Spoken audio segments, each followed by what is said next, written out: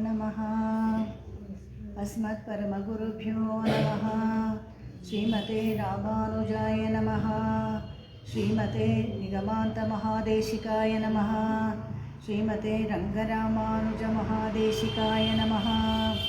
श्रीमते वराहमहादेशिकाय नमः। ज्ञानानन्दमयं देवं निर्मलस्फटिकाकृतिम् आधारं सर्वविद्यानां हयग्रीवमुपास्महे। ज्ञानानन्दमयं देवं निर्मलस्फटिकाकृतिम् आधारं सर्वविद्यानां हयग्रीवमुपास्महे। विशुद्धविज्ञानघनस्वरूपं विज्ञानविश्राणनबद्धदीक्षं दयानिधिं देहभृतां शरण्यं देवं हयग्रीवमहं प्रपद्ये। श्रीविष्णुचित्तकुलनन्दनकल्पवल्लीं श्रीरङ्गराजहरिचन्दनयोगदृश्यां साक्षात् क्षमां करुणया कमलाभिमान्यां गोदामनन्यशरणः शरणं प्रपद्ये। नीलातुङ्गस्तनगिरितटी सुप्तमुद्बोध्य कृष्णं पारार्त्यं स्वं श्रुतिशतशिरःसिद्धमध्यापयन्ति सोचिष्टायां सजनिगलितं या बलात्कृत्य मुङ्क्ते गोदा तस्यै नमैदमिदं भूय एवास्तु भूयः। अन्नवयல் புதுவை ஆண்டாள் அரங்கற்கு பன்னு திருப்பாவை பல்பதியம் இன்னிசையால் பாடி கொடுத்தாள் நல்பாமாலை.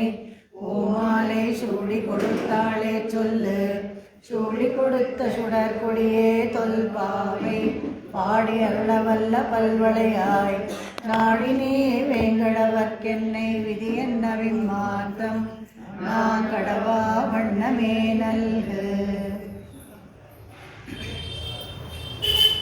श्रीमद्रङ्गशटारि संयमिवरैः वीक्षास्पदं सादरं श्रीमद्वेदवतं सदेशिकयते पादारविन्दाश्रयं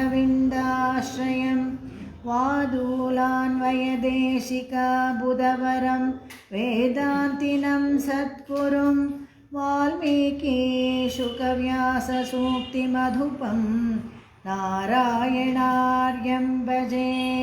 वादूलवंशतिलकं गुणसंविदाढ्यं श्रीरङ्गकायिजमुनेः पदानुसक्तं वेदान्तदेशिकयतीन्द्रकृपाभिषिक्तं नारायणार्यगुरुवर्यमहं समीडे।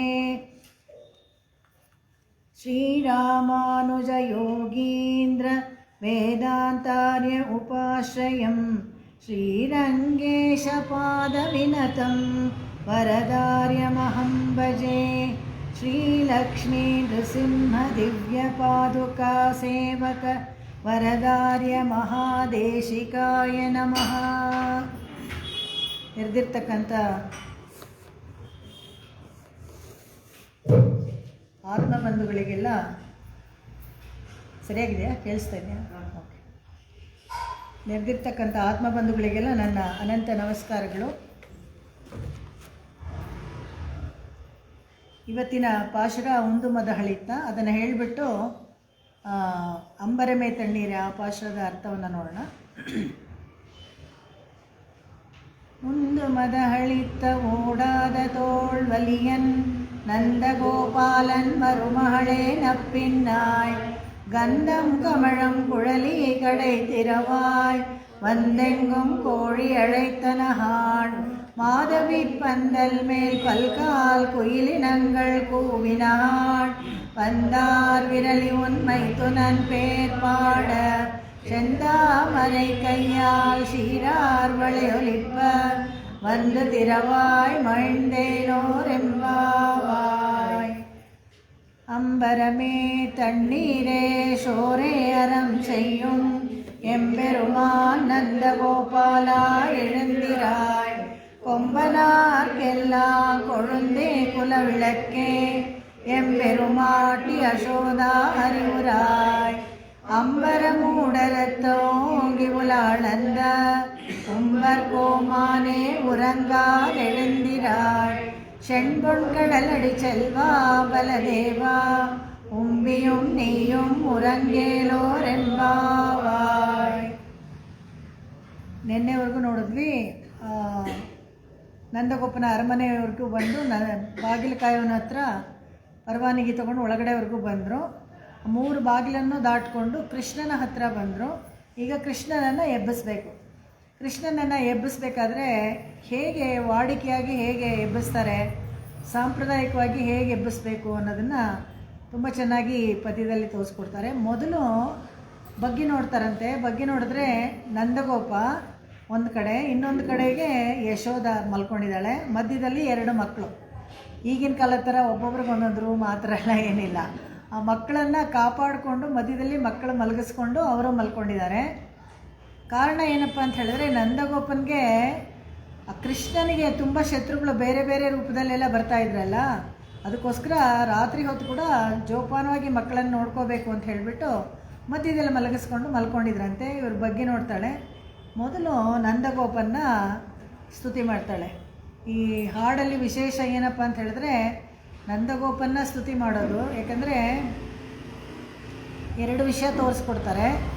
ಒಂದು, ಕೃಷ್ಣನ ತಂದೆ ನಂದಗೋಪ ಮಾವನವರಾಗಬೇಕು, ಇನ್ನು ಭವಿಷ್ಯದಲ್ಲಿ ಮಾವನವರಾಗಬೇಕು. ಅವ್ರ ಬಗ್ಗೆ ನಮ್ಗೆ ಎಷ್ಟು ಗೌರವ ಇರಬೇಕು ಅನ್ನೋದನ್ನು ತೋರಿಸ್ಕೊಡ್ತಾರೆ. ಹಿರಿಯರನ್ನ ಎಷ್ಟು ಗೌರವಿಸಬೇಕು ಅಂತ.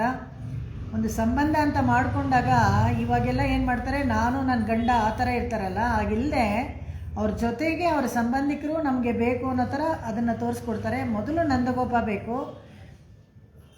ಮಾವ, ಆಮೇಲೆ ಅತ್ತೇನು ಎಬ್ಬಿಸ್ತಾಳೆ, ಯಶೋಧ ಅರಿವುರಾಯಿ ಅಂತ ಎಬ್ಬಿಸ್ತಾಳೆ.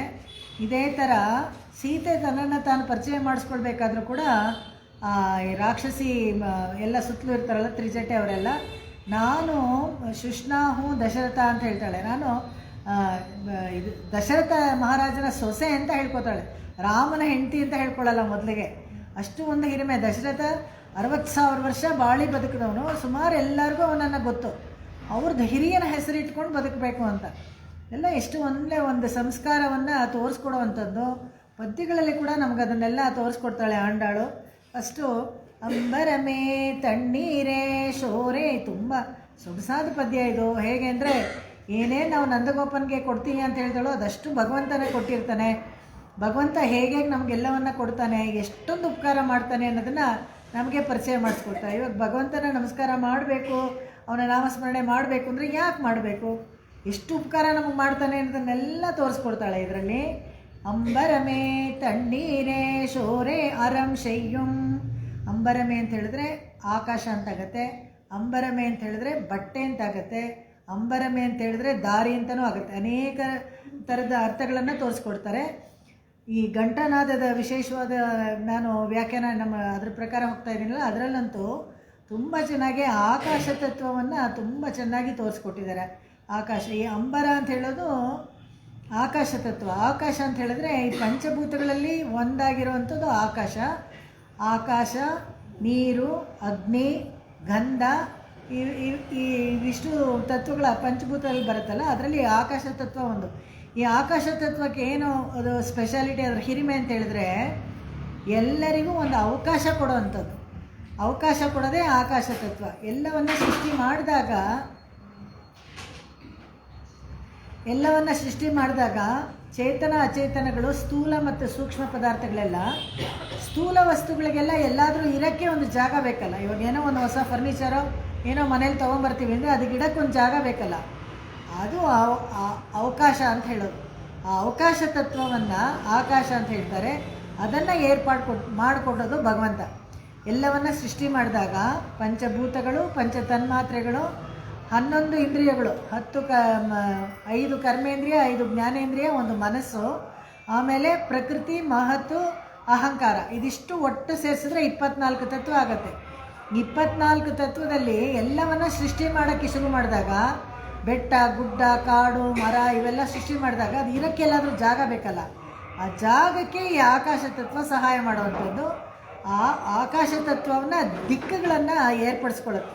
ಆ ದಿಕ್ಕುಗಳ ಜೊತೆಗೆ ಈ ಅವಕಾಶವನ್ನು ಏರ್ಪಡಿಸ್ಕೊಳ್ಳುತ್ತೆ. ಎಲ್ಲವನ್ನ ಅವಕಾಶ ಮಾಡಿ ಅದನ್ನು ಇಡೋಕ್ಕೆ ಒಂದು ಜಾಗ ಅಂತ ಬೇಕು. ಆ ಜಾಗವನ್ನು ಏರ್ಪಡಿಸ್ಕೊಳ್ಳುತ್ತೆ. ಯಾವುದಕ್ಕೆ ಅಂತ ಹೇಳಿದ್ರೆ, ಇಡೀ ಪ್ರಕೃತಿ ಮಂಡಲದಲ್ಲಿ ಎಷ್ಟೆಷ್ಟು ಇದೆಯೋ ಅನಂತ ಕೋಟಿ ಬ್ರಹ್ಮಾಂಡ, ಒಂದಲ್ಲ ಎರಡಲ್ಲ.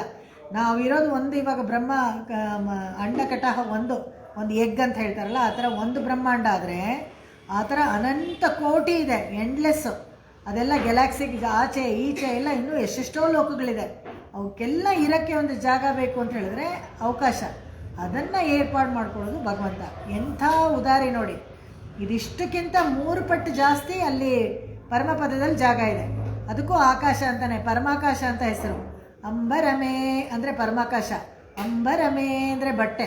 ಈ ಥರ ಎಲ್ಲ ಇದನ್ನೆಲ್ಲ ದಾನವಾಗಿ ಕೊಡ್ತಾ ಇದ್ದಂತೆ. ಅಂಬರಮೇ ಯಾರು? ನಂದಗೋಪ ಇದ್ದಾನಲ್ಲ, ಎಲ್ಲ ತುಂಬ ಬಟ್ಟೆಗಳು, ನೀರು, ಶೋರು, ಊಟ ಎಲ್ಲ ದಾನವಾಗಿ ಕೊಡ್ತಾ ಇದ್ದಂತೆ. ಎಷ್ಟು ಕೊಡ್ತಾ ಇದ್ದ ಅಂತ ಹೇಳಿದ್ರೆ, ಅಲ್ಲಿ ಏನಾದರೂ ಒಂದು ಈ ಥರ ಕ್ಷಾಮ ಆ ಥರ ಎಲ್ಲ ಬಂದರೆ ಯಾರಿಗೂ ಏನು ಯೋಚನೆ ಇಲ್ಲಂತೆ.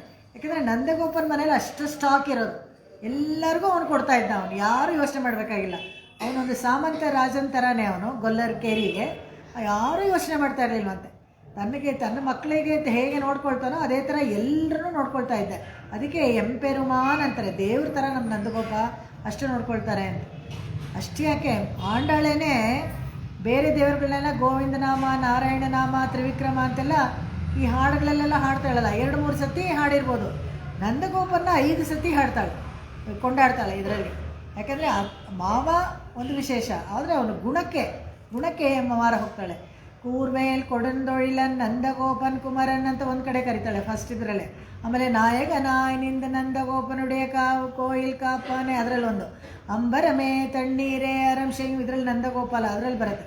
ನೆಕ್ಸ್ಟ್ ಹಾಡಲ್ಲೂ ಬರುತ್ತೆ, ಒಂದು ಮದಹಳಿತ ಓಡಾದ ತೋಳ್ವಲಿಯನ್ ಅದರಲ್ಲೂ ಬರುತ್ತೆ. ಆಮೇಲೆ ಮತ್ತೆ ಏತಕ್ಕಲಂಗಳ್ ಎದಿರ್ಪುಂಗಿ ಮೀದಳಿಪ್ಪ ಅನ್ನೋದ್ರಲ್ಲಿ ಎಂಥ ಐಶ್ವರ್ಯವಂತ ನಂದಗೋಪ ಅನ್ನೋದು ತೋರಿಸ್ಕೊಡ್ತಾರೆ. ಈ ಥರ 5 ಕಡೆ ನಂದಗೋಪನ್ನ ವಿಶೇಷವಾಗಿ ಹೊಗಳ್ತಾಳೆ. ಇಲ್ಲಿ ಎಂಪೆರುಮಾನ್ ನಂದಗೋಪಾಲ ಎಳುಂದಿರಾಯ್. ಮೊದಲು ಈ ಬಗ್ಗೆ ನೋಡ್ತಾರೆ. 4 ಜನ ಮಲ್ಕೊಂಡಿದ್ದಾರೆ ಅಂತ ಹೇಳಿದಾಗ ಮೊದಲು ಅವ್ರ ತಂದೆನ ಎಬ್ಬಿಸ್ತಾರೆ. ಅವರಿಬ್ಬರು ಮಲ್ಕೊಂಡಿರೋವಾಗಲೇ ಕೃಷ್ಣನ ಕರ್ಕೊಂಡು ಹೊಟ್ಟೋಗ್ಬಿಡ್ಬೋದು ಅಂತ. ಆ ಥರ ಬುದ್ಧಿ ಇಲ್ಲ. ಅವರನ್ನು ಎಬ್ಬಿಸಿ ಅವರನ್ನು ಕೇಳಿ ಕ್ರಮವಾಗಿ ಅವರನ್ನು ಪರವಾನಗಿ ಪಡ್ಕೊಂಡು ಅವರ ಆಶೀರ್ವಾದ ಪಡ್ಕೊಂಡು ಕೃಷ್ಣನನ್ನು ಕರ್ಕೊಳ್ಳೋಣ ಅಂತ. ಅದಕ್ಕೋಸ್ಕರ ಮೊದಲು ನಂದಗೋಪನ ಎಬ್ಬಿಸ್ತಾರೆ. ನಂದಗೋಪಾಲ ಎಳೆಂದಿರ. ನೆಕ್ಸ್ಟ್ ಯಾರನ್ನ ಎಬ್ಬಿಸ್ತಾರೆ ಅದಾದಮೇಲೆ ಅಂತ ಹೇಳಿದ್ರೆ, ಕೊಂಬನಾರ್ಕೆಲ್ಲ ಕೊಳುಂದೇ ಕುಲವಿಳಕ್ಕೆ. ಕೊಂಬನಾರ್ಕ್ ಅಂತ ಹೇಳಿದ್ರೆ ವೃಷ್ಣಿ ವಂಶದವರು, ಈಗ ಗೊಲ್ಲರ ಕೇರಿನಲ್ಲಿದ್ದಾರಲ್ಲ ಗೋಪಾಲಕರೆಲ್ಲ, ಆ ವಂಶದವ್ರಿಗೂ ಕೊಂಬನಾರ್ಕೆಲ್ಲ ಕೊಳುಂದೆ ಅಂದರೆ ಚಿಗುರು. ಆ ಚಿಗುರು ಇರುತ್ತಲ್ಲ ಪಲ್ಲವ, ವೆರಿ ಡೆಲಿಕೇಟ್, ಸಾಫ್ಟಾಗಿರುತ್ತೆ. ಆ ಥರ ಇದ್ಲಂತೆ ಯಶೋಧ. ತುಂಬ ನಾಜೂಕಾಗಿ ತುಂಬ ಚೆನ್ನಾಗಿ ಅವಳ ನಡುನೇ ಹೇಳ್ತಾರಲ್ಲ ಇಲ್ಲಿ ಈ ಪದ್ಯದಲ್ಲೇ ಸ್ವಾಪದೇಶ ಅರ್ಥದಲ್ಲಿ ಯಶೋಧನ ಅಷ್ಟಾಕ್ಷರಿಗೆ ಹೋಲಿಸ್ತಾರೆ. ಯಾಕಂದರೆ ಓಂ ನಮೋ ನಾರಾಯಣ ಮಧ್ಯದಲ್ಲಿ ನಮ ಇದೆಯಲ್ಲ, ಚಿಕ್ಕ ಪದ ಅದು, ಅದಕ್ಕೆ ಅವಳು ಸೊಂಟ ಅಷ್ಟು ಚಿಕ್ಕದಾಗಿತ್ತು ಅಂತ ವರ್ಣಿಸ್ತಾರೆ. ಆದರೆ ಇಲ್ಲಿ ನಾರಾಯಣಾಚಾರ್ಯರು ತುಂಬ ಚೆನ್ನಾಗಿದ್ದಾರೆ. ಹೆಂಗಸರು ಸೊಂಟ ಸಣ್ಣಗಿರಬೇಕು, ಹೆಂಗಸರು ಸೊಂಟದಲ್ಲಿ ಮಗು ಇರಬೇಕು. ಸೊಂಟ ಸಣ್ಣಗಿದ್ರೆ ಏನೋ, ದಪ್ಪಕ್ಕಿದ್ರೆ ಏನೋ. ಅವಳು ತಾಯಿಯಾಗಿದ್ರೇ ಅವಳಿಗೊಂದು ವಿಶೇಷವಾದ ಗೌರವ, ಅವಳ ಮಮತೆ, ಅವಳ ಗುಣ ಎಲ್ಲ ನಾವು ಅನುಭವಿಸ್ಬೇಕಾದ್ರೆ ಒಂದು ಹೆಣ್ಣು ತಾಯಿಯಾಗಿರಬೇಕು ಅಂತ ಅವರು ವ್ಯಾಖ್ಯಾನದಲ್ಲಿ ತೋರಿಸ್ಕೊಟ್ಟಿದ್ದಾರೆ. ಸೊಂಟ ಅಲ್ಲ ಮುಖ್ಯ, ಸೊಂಟದಲ್ಲಿ ಇದನ್ನೆಲ್ಲ ಮಗು, ಆ ಮಗು ಯಾರು? ಕೃಷ್ಣ, ಅವನು ನಮಗೆ ಉದ್ದೇಶ ಅಂತ ಹೇಳ್ಬಿಟ್ಟು ಹೇಳ್ತಾರೆ.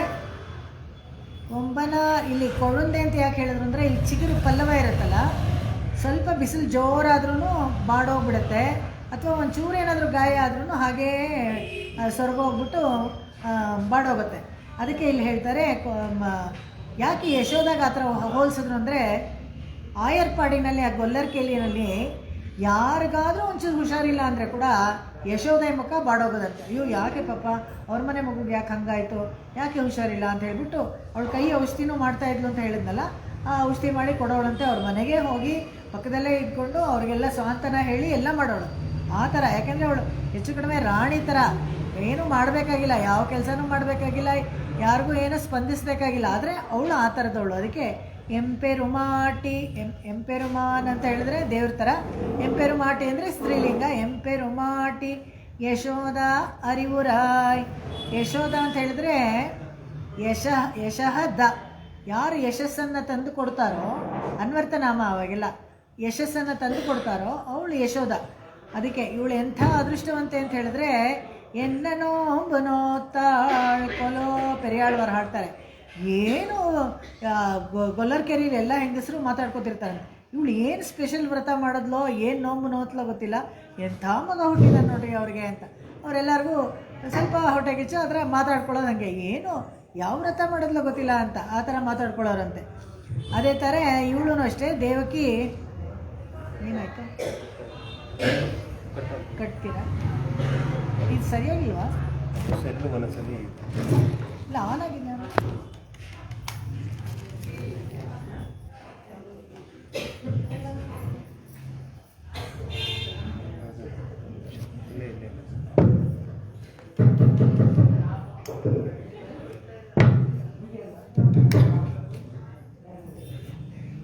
ಓಕೆ, ಕೇಳಿಸ್ತಾ ಇದೆಯಾ ಈಗ?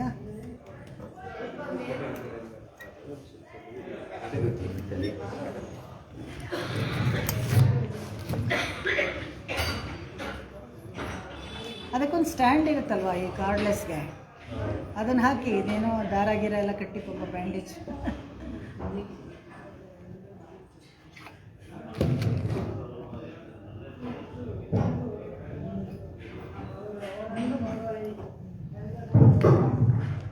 ನೋಡೋಣ, ಹಾಗೆ ಮಾತಾಡ್ತೀನಿ ಎಷ್ಟು ನೀವು ಕೇಳಿಸ್ಕೊಳ್ತೀರಾ ಅಂತ. ಯಾಕೆಂದರೆ ಇವತ್ತಿನ ಪಾಶ್ರಕ್ಕೆ ಅರ್ಥ ತುಂಬ ಇದೆ, ಹೇಳೋದು ಟೈಮ್ ಸಾಕಾಗಲ್ಲ, ಆಮೇಲೆ ಲೇಟ್ ಆಗಿಬಿಡುತ್ತೇನೋ ಅಂತ ನನಗೀಗಾಗ್ರಿ. ಹೀಗೆ ಕೊಂಬನಾರ್ಕೆಲ್ಲ ಕೊಡುಂದೆ ಕುಳವಿಳಕ್ಕೆ ಎಂಪೆರುಮಾಟಿ ಯಶೋದ ಅರಿವುರಾಯ್ ಅಂತಾಳೆ. ನಂದಗೋಪನಿಗೆ ಎಳಿಂದಿರಾಯ್ ಅಂತ ಹೇಳಿದ್ಲು, ಏನು ಮರ್ಯಾದೆ ವಿಶೇಷವಾಗಿ ಏನು ಕೊಡಲಿಲ್ಲ. ಆದರೆ ಇಲ್ಲಿ ಯಶೋದೆಗೆ ಮಾತ್ರ ಅರಿವುರಾಯ್ ಅಂತಾಳೆ. ಯಾಕೆ ಅಂತ ಹೇಳಿದ್ರೆ, ಈ ದೊಡ್ಡವರು, ಈ ಮನೆಗೆ ದೊಡ್ಡ ಹೆಂಗಸು, ಎಲ್ಲ ವಿಷಯ ಗೊತ್ತಿರೋಳು, ಆಯರ್ಪಾಡಿನಲ್ಲಿ ಏನಾಗತ್ತೆ ಏನು ಹೋಗುತ್ತೆ ಅನ್ನೋದು ಚೆನ್ನಾಗಿ ಅವಳಿಗೆ ಗೊತ್ತಿರೋದ್ರಿಂದ ಅರಿವುರಾಯ್ ಅಂತ ಕೇಳ್ತಾರೆ. ಆ ವಿಷಯ ಎಲ್ಲ ಅವಳ ಹತ್ರ ನಾವು ತಿಳ್ಕೊಬೇಕು ಕೇಳಿ. ಯಾಕಂದರೆ ನಾಳೆ ಇಲ್ಲಿಗೆ ನಾವು ಸೊಸೆಯಾಗಿ ಬರ್ತೀವಲ್ಲ, ಕೃಷ್ಣನ ಹೆಂಡತಿಯಾಗಿ ಬಂದಾಗ ಇಲ್ಲಿ ಹೇಗೆ ವ್ಯವಹಾರ ನಡ್ಕೊಳ್ಬೇಕು, ಯಾರ ಹತ್ರ ಹೇಗೆ ಮಾತಾಡಬೇಕು, ಯಾರ ಹತ್ರ ಹೇಗೆ ನಡ್ಕೋಬೇಕು ಅನ್ನೋದನ್ನು ಇವಳನ್ನು ಕೇಳಬೇಕು. ಅದಕ್ಕೆ ಅರಿವುರಾಯ್ ಅಂತ ಹೇಳ್ತಾರೆ. ಮನೆಯಲ್ಲಿ ಹಿರಿಯರಿದ್ದರೆ ಅವ್ರಿಗೆ ಎಷ್ಟೊಂದು ವಿಷಯ ಗೊತ್ತಿರುತ್ತೆ. ಹೊಸದಾಗಿ ಮನೆಗೆ ಬಂದಾಗ ಹೆಣ್ಮಕ್ಳು ಅವ್ರ ಹತ್ರ ಮಾತಾಡಿ ವಿವರವಾಗಿ ಕೇಳಿ ತಿಳ್ಕೊಳ್ಬೇಕು. ಶುರುವಿನಲ್ಲಿ ಸ್ವಲ್ಪನೇ ದಿವಸ ಈ ಕಷ್ಟ ಅಷ್ಟೇ, ಅದಾದಮೇಲೆ ಎಲ್ಲ ಸರಿ ಹೋಗುತ್ತೆ. ಅದು ಆ ಪೀರಿಯಡ್ ಇರುತ್ತಲ್ಲ, ಅವಾಗ ಮಾತ್ರ ಇಬ್ರಿಗೂ ಕಷ್ಟ, ಹೇಳ್ಕೊಡೋರ್ಗೂ ಕಷ್ಟ, ಕೇಳಿಸ್ಕೊಳ್ಳೋರ್ಗೂ ಕಷ್ಟ. ಅದನ್ನಿಲ್ಲಿ ಹೇಳ್ತಾಳೆ, ಅರಿವುರಾಯ್, ನಿಧಾನವಾಗಿ ಸಮಾಧಾನವಾಗಿ ಕೇಳಿ ತಿಳ್ಕೊಳ್ಬೇಕು ಅಂತ ಅರಿವುರಾಯ್ ಅಂತ ಹೇಳ್ತಾಳೆ. ಅಂಬರ ಮೂಡರತ್ತು ಮೂಂಗಿ ಉಲಹಳಂದ. ಇನ್ನೊಂದು ವಿಷಯ ನಾವು ಹೇಳ್ತೀವಿ ಇಲ್ಲಿ, ವೈಷ್ಣವ ಯಾಗ ಅಂತ ನಾನು ಹೇಳಿದ್ನಲ್ಲ, ಆ ಥರ 3 ಕಡೆ ವೈಷ್ಣವ ಯಾಗವನ್ನು ಪುರೋಡಾಶವನ್ನು ಇಡ್ತಾಳೆ. ವೈಷ್ಣವ ಯಾಗಕ್ಕೆ 3 ಕಡೆ ಪುರೋಡಾಶ ಇಡ್ತಾರೆ ಅಂತ ಹೇಳಿದಾಗ, ಓಂಗಿ ಉಲಹಳಂದ ಉತ್ತಮನ್ ಪೇರ್ಪಾಡಿ, ತ್ರಿವಿಕ್ರಮ ಅದಕ್ಕೆ ಅಧಿಪತಿ ದೇವತೆ ವೈಷ್ಣವ ಯಾಗಕ್ಕೆ. ಅದಕ್ಕೋಸ್ಕರ ತ್ರಿವಿಕ್ರಮದನ್ನು ಹಾಡೋದು 3ನೇ ಹಾಡಲ್ಲಿ ಓಂಗಿ ಉಲಹಳಂದ ಉತ್ತಮನ್ ಪೇರ್ಪಾಡಿ ಅಲ್ಲೊಂದು ಕಡೆ ಹೇಳ್ತಾಳೆ. ಆಮೇಲೆ ಈ ಹಾಡಲ್ಲಿ ಅಂಬರ ಮೂಡರತ್ತ ಓಂಗಿ ಉಲಹಳಂದ ಅಂತ ಅಂಬರಮೇ ತಣ್ಣೀರಲ್ಲಿ ಹಾಡ್ತಾಳೆ. ಆಮೇಲೆ ಮತ್ತೆ 24ನೇ ಹಾಡಲ್ಲಿ ಅನ್ರಿ ಉಲಹಳಂದ ಎಡಿ ಪೋತಿ ಅಂತ ಹೇಳ್ಬಿಟ್ಟು ಅಲ್ಲೂ ತಿರ್ಗಾ ಮತ್ತೆ ತ್ರಿವಿಕ್ರಮ ಅವತಾರವನ್ನು ಕೊಂಡಾಡ್ತಾಳೆ. ಈ ತ್ರಿವಿಕ್ರಮ ಅವತಾರಕ್ಕೆ ಯಾಕೆ ಕೊಂಡಾಡಬೇಕು? ಎಷ್ಟೊಂದು ಅವತಾರ ಇದೆಯಲ್ಲ, ಇದರಲ್ಲಿ ಏನು ವಿಶೇಷ ಅಂತ ಹೇಳಿದ್ರೆ, ಹೇಗೆ ಆಂಡಾಳು ಯಾರನ್ನೂ ಬಿಡದೆ ಎಲ್ಲರನ್ನ ಕರ್ಕೊಂಡು ಹೋಗಿ ಅವ್ರಿಗೆ ಮೋಕ್ಷಕ್ಕೆ ದಾರಿ ಮಾರ್ಗವನ್ನು ಎಲ್ಲ ಹೇಳಬೇಕು ಅಂತ ಒಂದು ವ್ರತ ಮಾಡ್ತಾ ಇದ್ದಾಳೋ, ಅದೇ ಥರ ತ್ರಿವಿಕ್ರಮ ಅವತಾರ ಮಾಡ್ಕೊಂಡು ಬಂದಾಗ ಅವನು ಏನು ಮಾಡ್ದ ಅಂತ ಹೇಳಿದ್ರೆ, ಇಡೀ ಜಗತ್ತನ್ನು ಅಳತೆ ಮಾಡಿಕೊಂಡು ತನ್ನ ಒಂದು ಪಾದ ವಿಲಕ್ಷಣೆ ಅಂತ ಹೇಳ್ತಾರೆ, ಅದನ್ನು ಗುರುತನ್ನು ಅದ್ರ ಮೇಲೆ ಹಾಕ್ಬಿಟ್ಟ. ನನ್ನ ಸ್ವತ್ತು ಇದು ಅಂತ. ಏನೋ ಪಾತ್ರೆಗಳೆಲ್ಲ ಮಾಡಿದ್ರೆ ಮುಂಚೆ ಎಲ್ಲ ಹೆಸರು ಹಾಕ್ಸೋರು, ಬೆಳ್ಳಿ ಸಾಮಾನು ಪಾತ್ರೆಗೆಲ್ಲ, ಇವಾಗೆಲ್ಲ ಹಾಕ್ತಾರೋ ಇಲ್ಲ ಗೊತ್ತಿಲ್ಲ, ಇನಿಷಿಯಲ್ಸು ಹೆಸರು, ಆ ಥರ ಭಗವಂತ ನಮ್ಮ ಮೇಲೆ ಗುರುತು ಇಟ್ಬಿಟ್ಟಿದ್ದಾನೆ. ಎಲ್ಲೂ ತಪ್ಪಿಸ್ಕೊಂಡು ಹೋಗೋಕ್ಕಾಗಲ್ಲ. ಎಷ್ಟು ಕಲ್ಪಾಂತರದಲ್ಲೂ ನೀವು ಮೋಕ್ಷಕ್ಕೆ ಹೋಗಬಾರ್ದು ಅಂತ ಎಲ್ಲೆಲ್ಲೋ ತಪ್ಪಿಸ್ಕೊಂಡ್ರೆ ಕೂಡ ಒಂದಲ್ಲ ಒಂದು ದಿವಸ ನಾವು ಅಲ್ಲಿ ಹೋಗಲೇಬೇಕು ಮೋಕ್ಷ ಸಾಮ್ರಾಜ್ಯಕ್ಕೆ. ಯಾಕಂದರೆ ನಾವೆಲ್ಲ ಅವನ ವಸ್ತು. ಆ ಥರ ತನ್ನದು ಅಂತ, ತನ್ನ ಸ್ವತ್ತು ಅಂತ ಅಳತೆ ಮಾಡಿಕೊಂಡು ಗುರ್ತು ಹಾಕಿಟ್ನಲ್ಲ, ಅದಕ್ಕೋಸ್ಕರ ಆಂಡಾಳಿಗೆ ಆ ವಾಮನ ಅವತಾರ ತ್ರಿವಿಕ್ರಮನಾಗಿದ್ದು ತುಂಬ ಇಷ್ಟ. 3 ಸತಿ ಕೊಂಡಾಡ್ತಾಳೆ. ಈ ಪುರೋಡಾಶವನ್ನು 3 ಪುರೋಡಾಶ ಅಂತ ಹೇಳ್ತೀವಿ. ಹೆಂಚಿನ ಚೂರು ಮೇಲೆ ಅಕ್ಕಿ ಹಿಟ್ಟಲ್ಲಿ ರೊಟ್ಟಿ ಥರ ಮಾಡಿ ಅದನ್ನು ಈ ವೈಷ್ಣವ ಯಾಗದಲ್ಲಿ ಇಡ್ತಾರೆ. ಇದೆಲ್ಲ ಇವಳಿಗೆ ಹೇಗೆ ಗೊತ್ತಾಯಿತು ಅಂತ ಹೇಳಿದ್ರೆ, ಕಲ್ಪಶಾಸ್ತ್ರದಲ್ಲಿ ಪ್ರವೀಣರು ಯಾರು, ಪೆರಿಯಾಳ್ವಾರ್, ಅವ್ರ ಹತ್ರದಿಂದ ನೋಡಿ ನೋಡಿನೇ ಎಲ್ಲ ಕಲ್ತ್ಕೊಂಡ್ಳು. ಇವ್ರಿಗೆ ಅವಳಿಗೇನು ವಿದ್ಯೆ ಇದನ್ನು ವೇದಗಳನ್ನು ಹೇಳಿ ತಿಳ್ಕೊಳ್ದೆ ಹೋದರೆ ಕೂಡ ನೋಡಿ ನೋಡಿ ಎಲ್ಲ ತಿಳ್ಕೊಂಡಿದ್ಲು. ಅದಕ್ಕೋಸ್ಕರ ಇದರಲ್ಲಿ ಸಾಂಕೇತಿಕವಾಗಿ 3 ಹಾಡಲ್ಲಿ ತ್ರಿವಿಕ್ರಮನನ್ನು ಹೇಳ್ತಾಳೆ. ಅಂಬರಮು ಉಡರತೋಂಗಿ ಉಲಹಳಂದ ಕೋಮಾನೆ ಉರಂಗಾದೆಡಂದಿರ. ಇವಾಗ ಕೃಷ್ಣನನ್ನು ಎಬ್ಬಿಸ್ತಾಳೆ. ಇವಾಗ ಕ್ರಮವಾಗಿ ಯಾರನ್ನು ಎಬ್ಬಿಸ್ಬೇಕಾಗಿತ್ತು? ಮೊದಲು ಅಲ್ಲೂ ಒಂದೇನೋ ಕಾಲಕ್ಷೇಪ ಆಗ್ತಾಯಿದೆ, ಸ್ವಲ್ಪ ಮೆತ್ತಗಾದರೆ ಒಳ್ಳೇದು ಅನ್ಸುತ್ತೆ. ಅಲ್ಲಿ ಏನಾಗುತ್ತೆ, ಇಲ್ಲಿ ಮೊದಲು ನಂದಗೋಪನ್ನ ಎಬ್ಬಿಸ್ತಾಳೆ, ಅದಾದಮೇಲೆ ಯಶೋಧನ ಎಬ್ಬಿಸ್ತಾಳೆ, ಆಮೇಲೆ ಯಾರನ್ನು ಎಬ್ಬಿಸ್ಬೇಕು? ಆರ್ಡರ್ ಆಫ್ ಇದಂದರೆ ಬಲರಾಮನ ಎಬ್ಬಿಸ್ಬೇಕಾಗಿತ್ತು. ಯಾಕೆ ಕೃಷ್ಣನ್ನ ಎಬ್ಬಿಸ್ತಾ ಇದ್ದಾಳೆ? ಕೋಮಾನೆ, ಅಂದರೆ ನಿತ್ಯ ಸೂರಿಗಳು, ಕೋಮಾನೆ ಅಂದರೆ ನಿತ್ಯ ಸೂರಿಗಳಿಗೂ ರಾಜ ಯಾರು? ಅವನಿಗೆ ಅಂದರೆ ರಾಜ. ನಿತ್ಯ ಸೂರಿಗಳಿಗೆಲ್ಲ ಯಾರು ರಾಜ ಅಂದರೆ ಸಾಕ್ಷಾತ್ ಭಗವಂತ. ಕೋಮಾನೆ ಉರಂಗಾದೆಡಂದಿರಾಯ್, ನಿದ್ದೆ ಮಾಡಿದೆ ನೀ ಎದ್ದೇಳು ಅಂತ ಕೃಷ್ಣನ್ನ ಎಬ್ಬಿಸ್ತಾರೆ. ಸರಿ, ಇವಾಗ ಆಯ್ತಲ್ಲ, ಕ್ರಮವಾಗಿ ಯಾರನ್ನು ಎಬ್ಬಿಸ್ಬೇಕಾಗಿತ್ತು? ಬಲರಾಮನ್ನ. ಇವಾಗ ಯಾಕೆ ಕೃಷ್ಣನ ಎಬ್ಬಿಸ್ತಾ ಇದ್ದಾಳೆ ಅಂದರೆ ಇಲ್ಲಿ ನೋಡಿ, ಅದನ್ನು ವ್ಯಾಖ್ಯಾತಕಾರ ಚೆನ್ನಾಗಿ ತೋರಿಸ್ಕೊಳ್ತಾರೆ. ಯಾರಾದರೂ ಎಬ್ಬಿಸಿದ್ರೆ ಮಲ್ಕೊಂಡಿರೋರನ್ನ ಎಬ್ಬಿಸ್ತಾರ, ಹಾಸಿಗೆನ ಎಬ್ಬಿಸ್ತಾರ? ಮಲ್ಕೊಂಡಿರೋರನ್ನ ಥರ ಎಬ್ಬಿಸೋದು. ಈ ಆದಿಶೇಷ ಹಾಸಿಗೆ, ಯಾರು? ಬಲರಾಮ. ಆದಿಶೇಷನ ಅವತಾರ, ಅವನ ಹಾಸಿಗೆ ಮುಂಚೆ ಎಬ್ಬಿಸ್ಬಿಟ್ರೆ ಕೃಷ್ಣ ಕೆಳಗೆ ಬಿದ್ದುಬಿಡ್ತಾನೆ.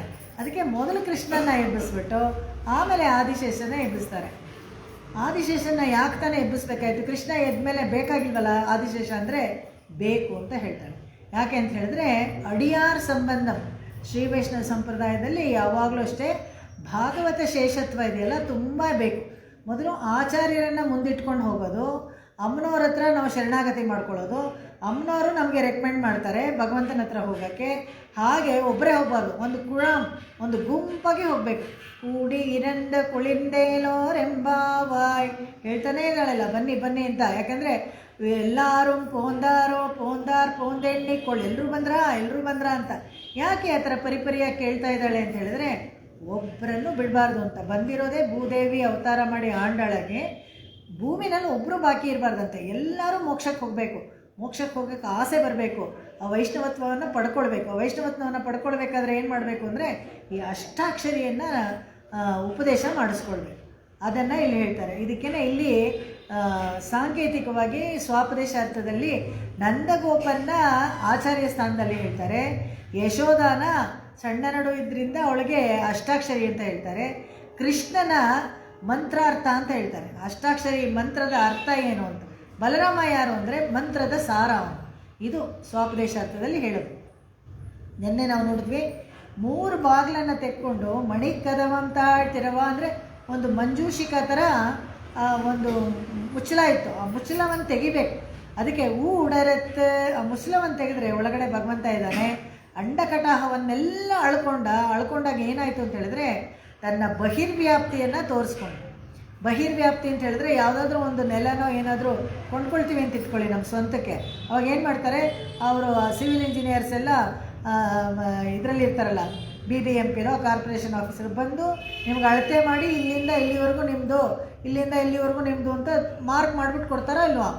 ಆ ಥರ ಇಡೀ ಜಗತ್ತನ್ನು ಅಳ್ಕೊಂಡು ಮಾರ್ಕ್ ಹಾಕಿ ಇಟ್ಕೊಂಡಂತೆ ತ್ರಿವಿಕ್ರಮ ಅವತಾರದಲ್ಲಿ.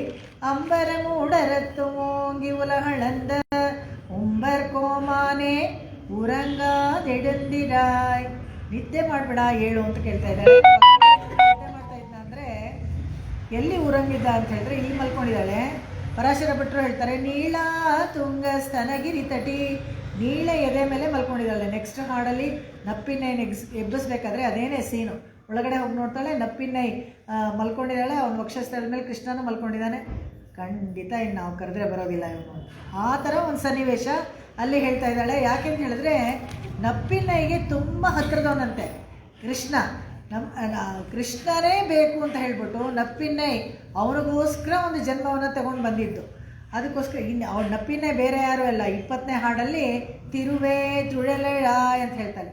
ಸಾಕ್ಷಾತ್ ಲಕ್ಷ್ಮೀನೇ ನಪ್ಪಿನೈ, ಅವಳನ್ನೇ ತೋರಿಸ್ಕೊಡ್ತಾರೆ ಅಲ್ಲಿ. ತಿರುವೇ ತುಳಲೆಳ.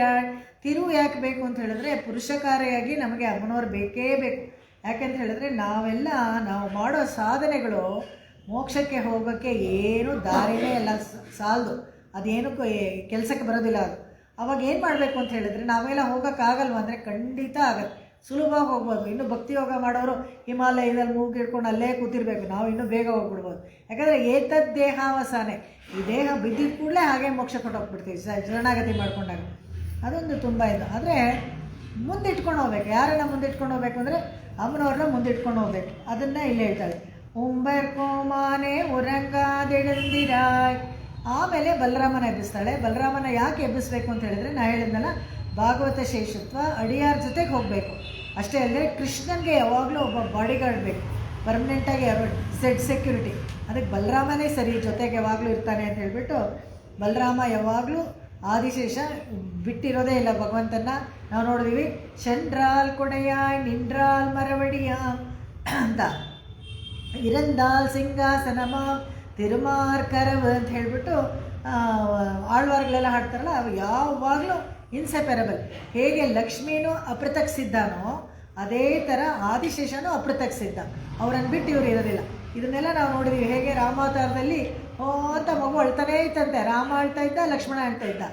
ಭರತ ಶತ್ರುಘ್ನ ನೆಮ್ಮದಿಯಾಗಿ ತೊಟ್ಲಲ್ಲಿ ಮಲ್ಕೊಂಡಿದ್ರಂತೆ. ವಶಿಷ್ಠರು ಬಂದು ಏನು ಮಾಡೋದೋ ಗೊತ್ತಿಲ್ಲ, ಎಲ್ಲ ಹಾಲು ಕುಟ್ಟಾಯಿತು, ಎಲ್ಲ ಮಾಡಾಯಿತು ಅಂತ ಹೇಳಿದಾಗ, ಏನೂ ಮಾಡಬೇಡಿ, ಇದೆರಡನ್ನೂ ಒಂದೇ ತೊಟ್ಲಲ್ಲಿ ಹಾಕಿ ಅಂತ ಹೇಳಿದ್ರು. ರಾಮ ಲಕ್ಷ್ಮಣ ಮಗು ಒಂದೇ ತೊಟ್ಲಲ್ಲಿ ಹಾಕಿದ್ಮೇಲೆ ಆಮೇಲೆ ಅಳು ನಿಂತೋಯ್ತು. ಅಷ್ಟು ಅವ್ರು ಬೇರೆ ಬೇರೆಯೇ ಆಗಲ್ಲ. ಇದೇ ಥರ ಲಕ್ಷ್ಮಣ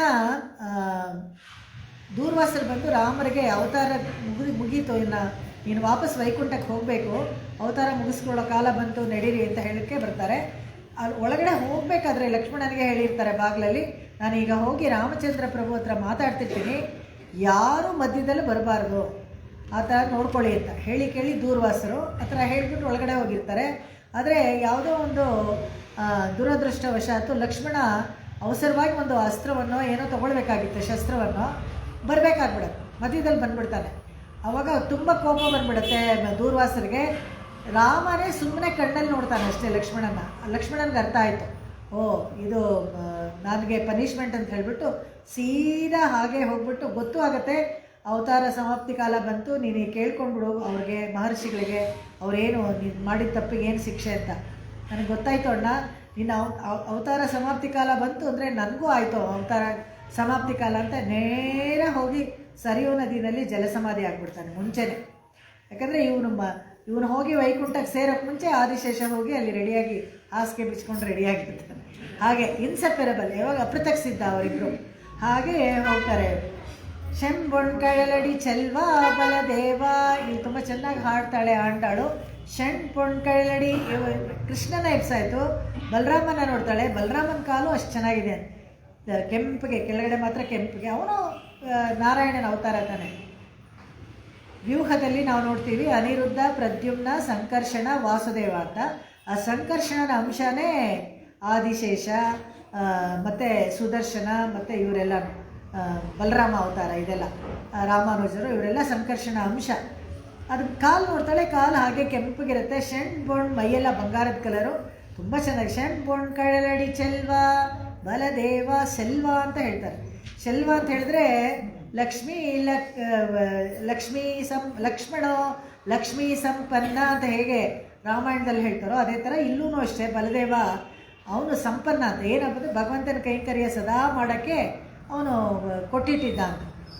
ರಾಮಾವತಾರದಲ್ಲಿ ತುಂಬ ಸೇವೆ ಮಾಡಿಸ್ಕೊಂಡ್ಬಿಟ್ಟೆ ಅಂತ ರಾಮ ಕೃಷ್ಣಾವತಾರದಲ್ಲಿ ಹೇಳ್ತಾನಂತೆ, ನೀನು ಅವಾಗ ತಮ್ಮ ಆಗಿ ತುಂಬ ಸೇವೆ ಮಾಡಿಬಿಟ್ಟಿದೀಯಾ, ನೆಕ್ಸ್ಟ್ ಜನ್ಮದಲ್ಲಿ ನೀನು ನನಗೆ ಅಣ್ಣ ಆಗಿರು, ನಾನು ಇದಕ್ಕೆ ಸೇವೆ ಮಾಡ್ತೀನಿ ಅಂತ. ಅದೇನು ಸೇವೆ ಮಾಡೋದನ್ನೋ ಗೊತ್ತಿಲ್ಲ ಕೃಷ್ಣ. ನಾನು ತಮ್ಮ ಆಗ್ತೀನಿ ಅಂತ ತಮ್ಮನಾಗಿ ಬಂದಂತೆ ಅಣ್ಣನಿಗೆ ಸೇವೆ ಮಾಡೋಕ್ಕೆ ಅಂತ. ಆವಾಗ ಶೆಣ್ ಬೊಣ್ ಕೈಲಡಿ ಚೆಲ್ವ, ಯಾಕೆ ಚೆಲ್ವ ಪೊನ್ ಕೈಳಲ್ ಅಂತ ಎಲ್ಲ ಹೇಳಿದ್ಲು ಇಲ್ಲಿ ಆಂಡಾಳ್ ತಿರುಪಾವೇನಲ್ಲಿ ಅಂತ ಹೇಳಿದ್ರೆ ತುಂಬ ವಿಶೇಷವಾದ ಅರ್ಥವನ್ನು ತೋರಿಸ್ಕೊಡ್ತಾರೆ ವ್ಯಾಖ್ಯಾತಕಾರರು. 6 ಮಕ್ಕಳು ಸೆತ್ತೋದ್ರಂತೆ. ಮಕ್ಕಳರುವರೈ ಕಲ್ಲಿಡೈ ಮೋದ, ತಿರುಮಂಗೆ ಆಳ್ವಾರ ಆಡ್ತಾರೆ. ರಪ್ ರಪ್ ಅಂತ ಹಾಗೇ ಜೈಲ್ ಗೋಡೆಗೆ ಹೊಡೆದು ಸಾಯಿಸ್ಬಿಡ್ತಾ ಇದ್ದಂತೆ ಕಂಸ. ಆ ಥರ ಹೋದಾಗ ಈ ಬಲರಾಮ ಗರ್ಭದಲ್ಲಿ ಬರ್ತಾನಲ್ಲ, ಅವನು ಕಳ್ಳಲ್ಲಿ ಅವನು ಕಾಲು ಇಟ್ಕೊಂಡು ಬರ್ತಾನಲ್ಲ ಗೃಹ ಪ್ರವೇಶ ಮಾಡಿ ದೇವಕಿ ಗರ್ಭದಲ್ಲಿ, ಅದಾದಮೇಲೆ ಯಾವ ಮಗುನೂ ಸಾಯಲ್ಲ ದೇವಕಿಗೆ. ತಾಯಂದಿರಿಗೆ ಮಕ್ಕಳು ಸತ್ತೋಗ್ಬಿಟ್ರೆ ಎಂಥ ಒಂದು ಶೋಕ ಅಲ್ವಾ. ಅವರಿನ್ನೂ ಆಮೇಲೆ ಎಷ್ಟೋ ದೊಡ್ಡವರೆಲ್ಲ ಇದ್ದರೆ ಕೂಡ ಜ್ಞಾಪಿಸ್ಕೋತಾರೆ, ಅಯ್ಯೋ ಆ ಮೊದಲು ಮಗು ಇದ್ದಿದ್ರೆ ಇಷ್ಟೊತ್ತಿಗೆ ಇಷ್ಟು ವಯಸ್ಸಾಗ್ತಿತ್ತು ಅಂತ ಜ್ಞಾಪಿಸ್ಕೊಂಡು. ಆ ಹೊಟ್ಟೆ ಸಂಕಟ ಅವ್ರಿಗೆ. ಅದಕ್ಕೆ 6 ಮಕ್ಕಳು ಸತ್ತೋದ್ರಲ್ಲ, ಈ ಬಲದೇವ ಬಂದ ಮೇಲೆ ಆಮೇಲೆ ಯಾವ ಮಕ್ಕಳು ಸಾಯಲಿಲ್ಲ. ಅದಕ್ಕೆ ಯಾಕೆ ಬಲದೇವ ಫಸ್ಟ್ ಬರ್ತಾನೆ ಅಂತ ಹೇಳಿದ್ರೆ, ಹೀಗೆ ಜಾಗ ಶುದ್ಧಿ ಮಾಡ್ತಾನಂತೆ, ಪುಣ್ಯಹಾಲ ಮಾಡಿ ಫಸ್ಟ್ ಪ್ರೋಟೋಕಾಲ್ ಹೋಗಿ ನೋಡಿ ಎಲ್ಲ ಸೆಕ್ಯೂರಿಟಿ ಅರೇಂಜ್ಮೆಂಟ್ಸ್, ನೆಕ್ಸ್ಟ್ ಕೃಷ್ಣ ಬರಬೇಕು ಆ ಗರ್ಭದಲ್ಲಿ ಎಲ್ಲ ಸರಿಯಾಗಿದೆಯಾ ಅಂತ ನೋಡ್ಕೊಂಡು ಹೋಗ್ತಾನೆ ಅಂತ. ಆ ಥರ ಷಣ್ಬಣ್ ಅದು ಅವಳು ಬಂದಾಗಲೇ ದೇಹ ಕಾಂತಿ ಎಲ್ಲ ತುಂಬ ಜಾಸ್ತಿ ಆಗಿಬಿಟ್ಟು ದೇವಕಿಗೆ ಭಯ ಆಗ್ಬಿಡತ್ತಂತೆ. ವಸುದೇವನಿಗೆ ಹೇಳ್ತಾಳೆ, ಅಯ್ಯೋ ಇದೇ 8ನೇ ಮಗುನೋ ಏನೋ ರೀ, ನನಗೆಲ್ಲ ಒಂಥರ ತುಂಬ ಶಾಖ ಆಗ್ತಾಯಿದೆ, ಸಂಕರ್ಷಣ ಶಕ್ತಿ ತಡ್ಕೊಳಕ್ಕಾಗಲ್ಲ, ನನಗೆ ಈ ಗರ್ಭವನ್ನು ರೋಹಿಣಿಗೆ ಕಳಿಸ್ಬಿಡಿ ಅಂತ ಹೇಳ್ತಾರೆ. ಗರ್ಭನ ಹಾಗೆ ಟ್ರಾನ್ಸ್ಫರ್ ಮಾಡ್ತಾರೆ. ಆರ್ಟಿಫಿಷಿಯಲ್ ಇನ್ಸೆಮಿನೇಷನ್ ಏನೇನೋ ಎಲ್ಲ ಇವಾಗ ನೋಡ್ತೀವಲ್ಲ, ಎಲ್ಲ ಆವಾಗಲೇ ಇದ್ದಿದ್ದು. ಗರ್ಭವನ್ನು ಹಾಗೇ ಟ್ರಾನ್ಸ್ಫರ್ ಮಾಡ್ಬೋದು, ಜ್ಯೋತಿ ಹಾಗೆ ಬೃಂದಾವನಕ್ಕೆ ಹೋಯಿತು, ರೋಹಿಣಿ ಗರ್ಭಕ್ಕೆ ಹೋಯಿತು ಅಂತಾರೆ. ಎಂಥ ಟೆಕ್ನಾಲಜಿ ನೋಡಿ. 100 ಮಕ್ಕಳನ್ನು ಗಾಂಧಾರಿ ಹಡಿತಾಳೆ. ಯಾಕೆ? ಭ್ರೂಣವನ್ನು ತೊಗೊಂಡೋಗಿ ಬಿಸಾಕ್ಬಿಟ್ಟಿರ್ತಾಳೆ. ವ್ಯಾಸರು ಬಂದು ತಲೆ ಚಚ್ಕೋತಾರೆ, ನಿನಗೂ ಒಳ್ಳೆ ಮಕ್ಕಳು ಹುಡ್ತಾ ಇದ್ರಲ್ಲ, ಯಾಕೆ ಹಿಂಗೆ ಮಾಡಿದೆ? ಆ ಭ್ರೂಣದಲ್ಲಿ ಟಿಶ್ಯೂ ತೊಗೊಂಡು ಟಿಶ್ಯೂ ಕಲ್ಚರಲ್ಲಿ 101 ಮಕ್ಕಳು ಮಾಡಿಕೊಡ್ತಾರೆ. ಎಲ್ಲ ಆಗತ್ತೆ, ಎಲ್ಲ ಮಾಡಿದ್ರು ಅವರೆಲ್ಲ. ಅಂಥ ಸೈಂಟಿಸ್ಟ್ಗಳೇ. ಋಷಿಗಳು ಅಂದರೆ ಏನು, ಅವರ ಆಶ್ರಮ ಅಂದರೆ ಏನು, ದೊಡ್ಡ ಲ್ಯಾಬ್ರೇಟ್ರಿ ಅಷ್ಟೇ. ಅಲ್ಲೂ ಅವರು ರಿಸರ್ಚ್ ಮಾಡ್ತಾಯಿದ್ರು, ಕಂಡುಕೊಳ್ತಾಯಿದ್ರು, ಎಲ್ಲನೂ ಅಷ್ಟೇ. ಎಲ್ಲವನ್ನ ಹಾಳು ಮಾಡಿದ್ರು ಅಷ್ಟೇ. ಬ್ರಿಟಿಷರು ಬಂದು ನಮ್ಮ ಗುರುಕುಲನ, ಈ ಸಿಸ್ಟಮು ಇದೆಲ್ಲ ಹಾಳು ಮಾಡಿದ್ರು. ಹೊಟ್ಟೆ ಕಿಚ್ಚವ್ರಿಗೆ ನಮ್ಮದೆಲ್ಲ ಸೀಕ್ರೆಟ್ ಅವ್ರು ತಿಳ್ಕೊಳಕ್ಕಾಗಲಿಲ್ಲ. ಯಾಕಂದರೆ ಟ್ಯಾಬ್ಲೆಟೈಸ್ಡ್ ಆಗಿತ್ತು. ಬ್ರಹ್ಮಸೂತ್ರದಲ್ಲಿ ಎಲ್ಲ ಒಳ್ಳೆ ಫಾರ್ಮುಲಾಸ್ ಥರ ಇತ್ತು, ಓದಿದ್ರೆ ಅವ್ರಿಗೆ ಅರ್ಥ ಆಗ್ತಾ ಇರಲಿಲ್ಲ. ಯಾವ ಮ್ಯಾಕ್ಮಿನಲ್ಲಿ ಬಂದು ಏನು ಬರೆದ್ರೂ ಆ ಛಂದಸ್ ಅಂತ ಒಂದು ಇದೆಯಲ್ಲ, ಶಿಕ್ಷಾ, ವ್ಯಾಕರಣ, ಛಂದಸ್ಸು, ಶಿಲ್ಪ, ಇದು ಕಲ್ಪ, ಆಮೇಲೆ ಜ್ಯೋತಿಷ್ಯ ಅಂತ ಈ 6 ಅಂಗಗಳು ಏನು ತಿಪ್ಪರ್ಲಾಗ ಹಾಕಿದ್ರು ಆ ಛಂದಸ್ ಅನ್ನೋದನ್ನು, ವೇದಗಳನ್ನು ಅರ್ಥ ಮಾಡ್ಕೊಳಕ್ಕಾಗಲ್ಲ. ವೇದ ತಾನು ಯಾರಿಗೆ ಅರ್ಥ ಮಾಡಬೇಕು ಅಂತ ಅಂದ್ಕೊಳುತ್ತೋ ಅವ್ರಿಗೆ ಮಾತ್ರನೇ ಅರ್ಥ ಆಗುತ್ತೆ ಅಷ್ಟೇ. ಅರ್ಥ ಆಗಬಾರ್ದು, ತನ್ನನ್ನು ತೋರಿಸ್ಕೊಳ್ಬಾರ್ದು ಅಂದರೆ ಅವ್ರಿಗೆ ಏನು ತಿಪ್ಪರ್ಲಾಗ ಹಾಕಿದ್ರು ಅವ್ರು ಏನು ಮಾಡೋಕ್ಕಾಗಲ್ಲ.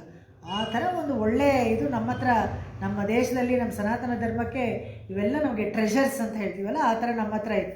ಈಗ ಶಂಬಣ್ ಕಳಲಡಿ ಚೆಲ್ವ ಬಲದೇವ, ಎಂಥ ಬಲ ಅವನಿಗೆ ಅಂತ ಹೇಳಿದ್ರೆ ಸಾಮಾನ್ಯವ.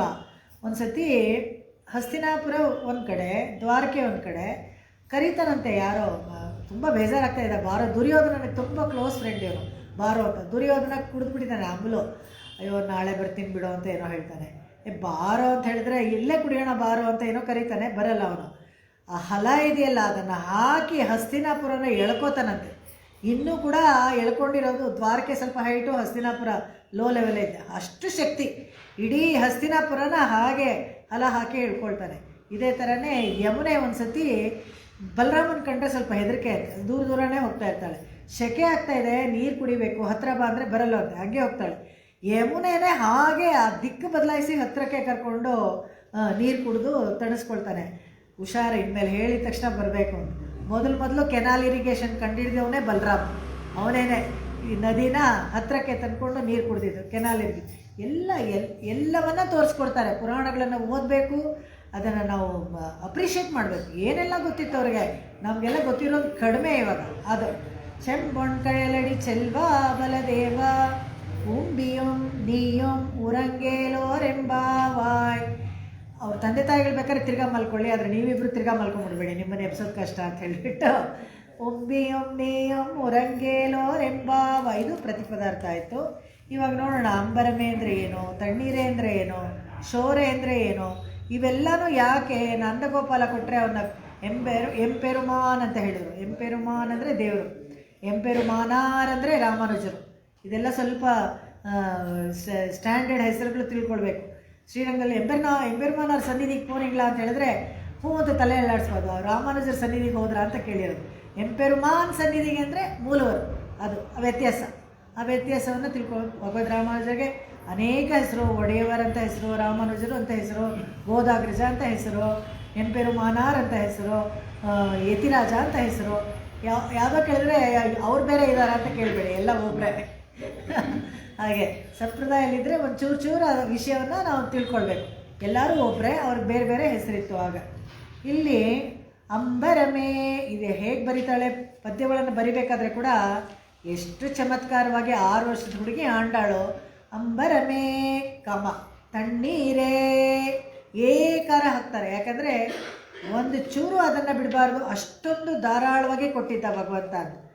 ಇಡೀ ಅಂಡಕಟಾಹದಲ್ಲಿ ಅನಂತ ಕೋಟಿ ಬ್ರಹ್ಮಾಂಡ ಇರೋಕ್ಕೆ ಜಾಗವನ್ನು ನಿರ್ಮಿಸಿಕೊಟ್ಟಿದ್ದು ಯಾರು ಅಂದರೆ, ಅವಕಾಶ ಅವಕಾಶ ತತ್ವ ಆಕಾಶ ತಲ್ಲಿಂಗಾತ್ ಅಂತ ಹೇಳ್ತಾರೆ. ಅದಕ್ಕೆ ಹೇಗೆ ಅಂದರೆ ಏಷೋನಂತ ಹೃದಯ ಆಕಾಶ ದಹರೇಸ್ಮಿನ್ ಅಂತರ್ಹೃದಯ. ಎಷ್ಟು ಥರ ಆಕಾಶಗಳನ್ನು ತೋರಿಸ್ಕೊಡ್ತಾರೆ ನೋಡಿ. ಇಡೀ ಈ ಖಾಲಿ ಜಾಗ ಇದೆಯಲ್ಲ ಇದೆಲ್ಲ ಆಕಾಶನೇ. ಆಕಾಶ ಅಂದ ತಕ್ಷಣ ನೀಲಿ ಕಲರ್ ಪೇಂಟೇ ಇರಬೇಕು ಅಂತ ಅನ್ಕೋಬೇಡಿ. ದೂರದಿಂದ ನೋಡಿದ್ರೆ ಈ ಜಾಗನೂ ನೀಲಿಯಾಗೆ ಕಾಣುತ್ತೆ. ಪ್ರದೂಷಣ ಇರಬಾರ್ದು ಅಷ್ಟೇ. ಪೊಲ್ಯೂಷನ್ ಇದ್ದರೆ ಗ್ರೇ ಕಲರ್ ಕಾಣುತ್ತೆ. ಬೆಂಗಳೂರಲ್ಲೆಲ್ಲ ಗ್ರೇ ಇರುತ್ತೆ. ಬೇರೆ ಕಡೆ ಎಲ್ಲಾದರೂ ಹಳ್ಳಿಗಳಲ್ಲಿ ಹೋಗಿ ನೋಡಿ ನೀಲಿಯಾಗಿರುತ್ತೆ ಆಕಾಶ. ಈ ಆಕಾಶ ತತ್ವ ಅನ್ನೋದು ಖಾಲಿ ಜಾಗ, ಅದನ್ನು ಇಲ್ಲಿ ತೋರಿಸ್ಕೊಡ್ತಾರೆ. ಅದೊಂದು ಆಕಾಶ. ಇನ್ನೊಂದು ಪರಮಾಕಾಶ, ಯಾವುದು ಪರಮಪದ.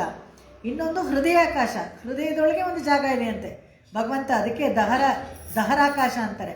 ಅದರಲ್ಲಿ ಭಗವಂತ ಇರ್ತಾನೆ.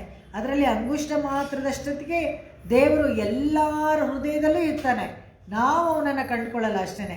ಆ ದಹರಾಕಾಶ ಒಂದು, ಈ 3 ಆಕಾಶವನ್ನು ತೋರಿಸ್ತಾರೆ. ತುಂಬ ಚೆನ್ನಾಗಿ ವೇದಾಂತ ದೇಶಿಕರು ಅವರು ಒಂದು ಪದ್ಯದಲ್ಲಿ ತೋರಿಸ್ಕೊಡ್ತಾರೆ. இருவிலங்கு விடுத்திருந்த சிறையெடுத்த ஓர் நாடியால் கருவிலங்கள் கடுக்கழி வந்து காமங்களா கடுத்து வித்து பெருநிலம் கண்டுயிருணர்ந்த பிரியாமல் அருள் செயனும் உருநிலம் கொண்ட உறும் ತಿರುವೋಡ ಉಯಿರ್ ಅತ್ತಿಗಿರಿಯಾನೇ. ಎಲ್ಲ ನಿಲಂ ನಿಲಂ ನಿಲಂ ಅಂತ ತೋರಿಸ್ಕೊಡ್ತಾರೆ. ಜಾಗ ಅವಕಾಶ ಅನ್ನೋದು ಏನು ಅಂತ.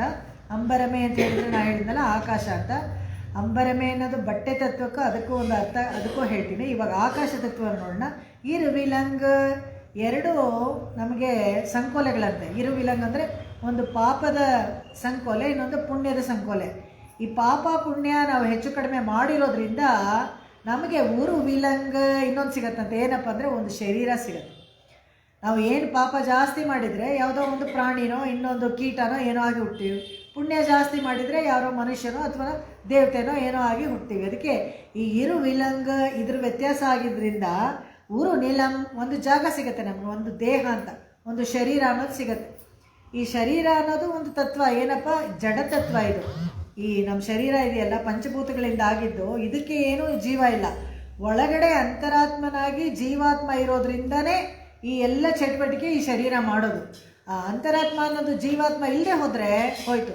ಆ ಜೀವಾತ್ಮದ ಒಳಗೆ ಅದರೊಳಗೆ ಒಂದು ಸಣ್ಣ ಪರಮಾತ್ಮ ಜೊತೆಗೆ ಇರ್ತಾನೆ. ಅದಕ್ಕೆ ಅವನಿಗೆ ಸತ್ ಅಂತ ಹೆಸರು. ಆ ಸತ್ತು ಹೋಗ್ಬಿಟ್ರೆ ಸತ್ತು ಹೋಗ್ಬಿಡ್ತೀವಿ ಅಷ್ಟೇ.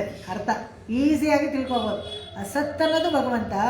ಭಗವಂತನ ಕೆಲಸ ಮುಗಿಸ್ಕೊಂಡು ಹೊರಟೋದ ಅಂತ ಹೇಳಿದ್ರೆ ಜೀವಾತ್ಮನೂ ಅಲ್ಲಿಂದ ಹೋಗ್ಬಿಡತ್ತೆ. ಜೀವಾತ್ಮನೂ ಅಲ್ಲಿಂದ ಹೋಗ್ಬಿಟ್ರೆ ಈ ಶರೀರದಲ್ಲಿ ಏನೂ ಇಲ್ಲ, ಬರೀ ಪಂಚಭೂತಗಳಿಂದ ಆಗಿರುತ್ತೆ ಅಷ್ಟೇ. ಅದಕ್ಕೆ ಕೆಲವರೆಲ್ಲ ನೀವು ನೋಡಿದಾಗ ಯಾರಾದರೂ ಈ ಥರ ಹೋಗ್ಬಿಟ್ಟಿದ್ರೆ ಪಂಚತ್ವ ಹೊಂದಿದರು ಅಂತ ಹೇಳ್ತಾರೆ. ಪಂಚತ್ವ ಹೊಂದಿದರು ಅಂದರೆ ಅವ್ರ ದೇಹ ಗಾಳಿಗೆ ಹೋಗುತ್ತೆ, ಬೆಂಕಿಗೆ ಹೋಗುತ್ತೆ, ನೀರಂಶ ಆಗುತ್ತೆ. ಸುಮ್ಮನೆ ಬಿಟ್ಬಿಡಿ. ಯಾವುದನ್ನ ಒಂದು ಡೆಡ್ ಬಾಡಿ ನೀವು ನೋಡಿ, ಸ್ವಲ್ಪ ದಿವಸ ಆದಮೇಲೆ ಅಲ್ಲೇ ನೀರೆಲ್ಲ ಸೋರ್ಕೊಂಡು ವಾಸನೆ, ಕೆಟ್ಟ ವಾಸನೆ ಇದೆಲ್ಲ ಬರುತ್ತಲ್ಲ, ಡಿಸ್ಇಂಟಗ್ರೇಟ್ ಆಗುತ್ತಲ್ಲ.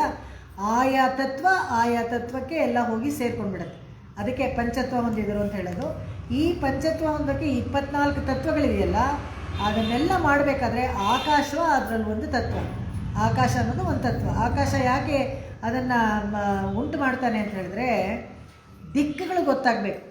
ಸೂರ್ಯ ಚಂದ್ರ ಎಲ್ಲ ಅವ್ರನ್ನ ಉಂಟು ಮಾಡಿದಾಗ ಯಾವ ಕಡೆಯಿಂದ ನಾನು ಎಂಟ್ರಿ ಮಾಡಬೇಕು. ಇವಾಗ ನಾವು ಹೇಳ್ತೀವಲ್ಲ, ತುಂಬ ರಶ್ ಇದ್ದಾಗ ದೇವಸ್ಥಾನಕ್ಕೆ ನಿಮಗೆ ಎಂಟ್ರಿ ಬೇರೆ ಕೊಡ್ತೀವಿ, ಆ ಕಡೆಯಿಂದ ಬನ್ನಿ.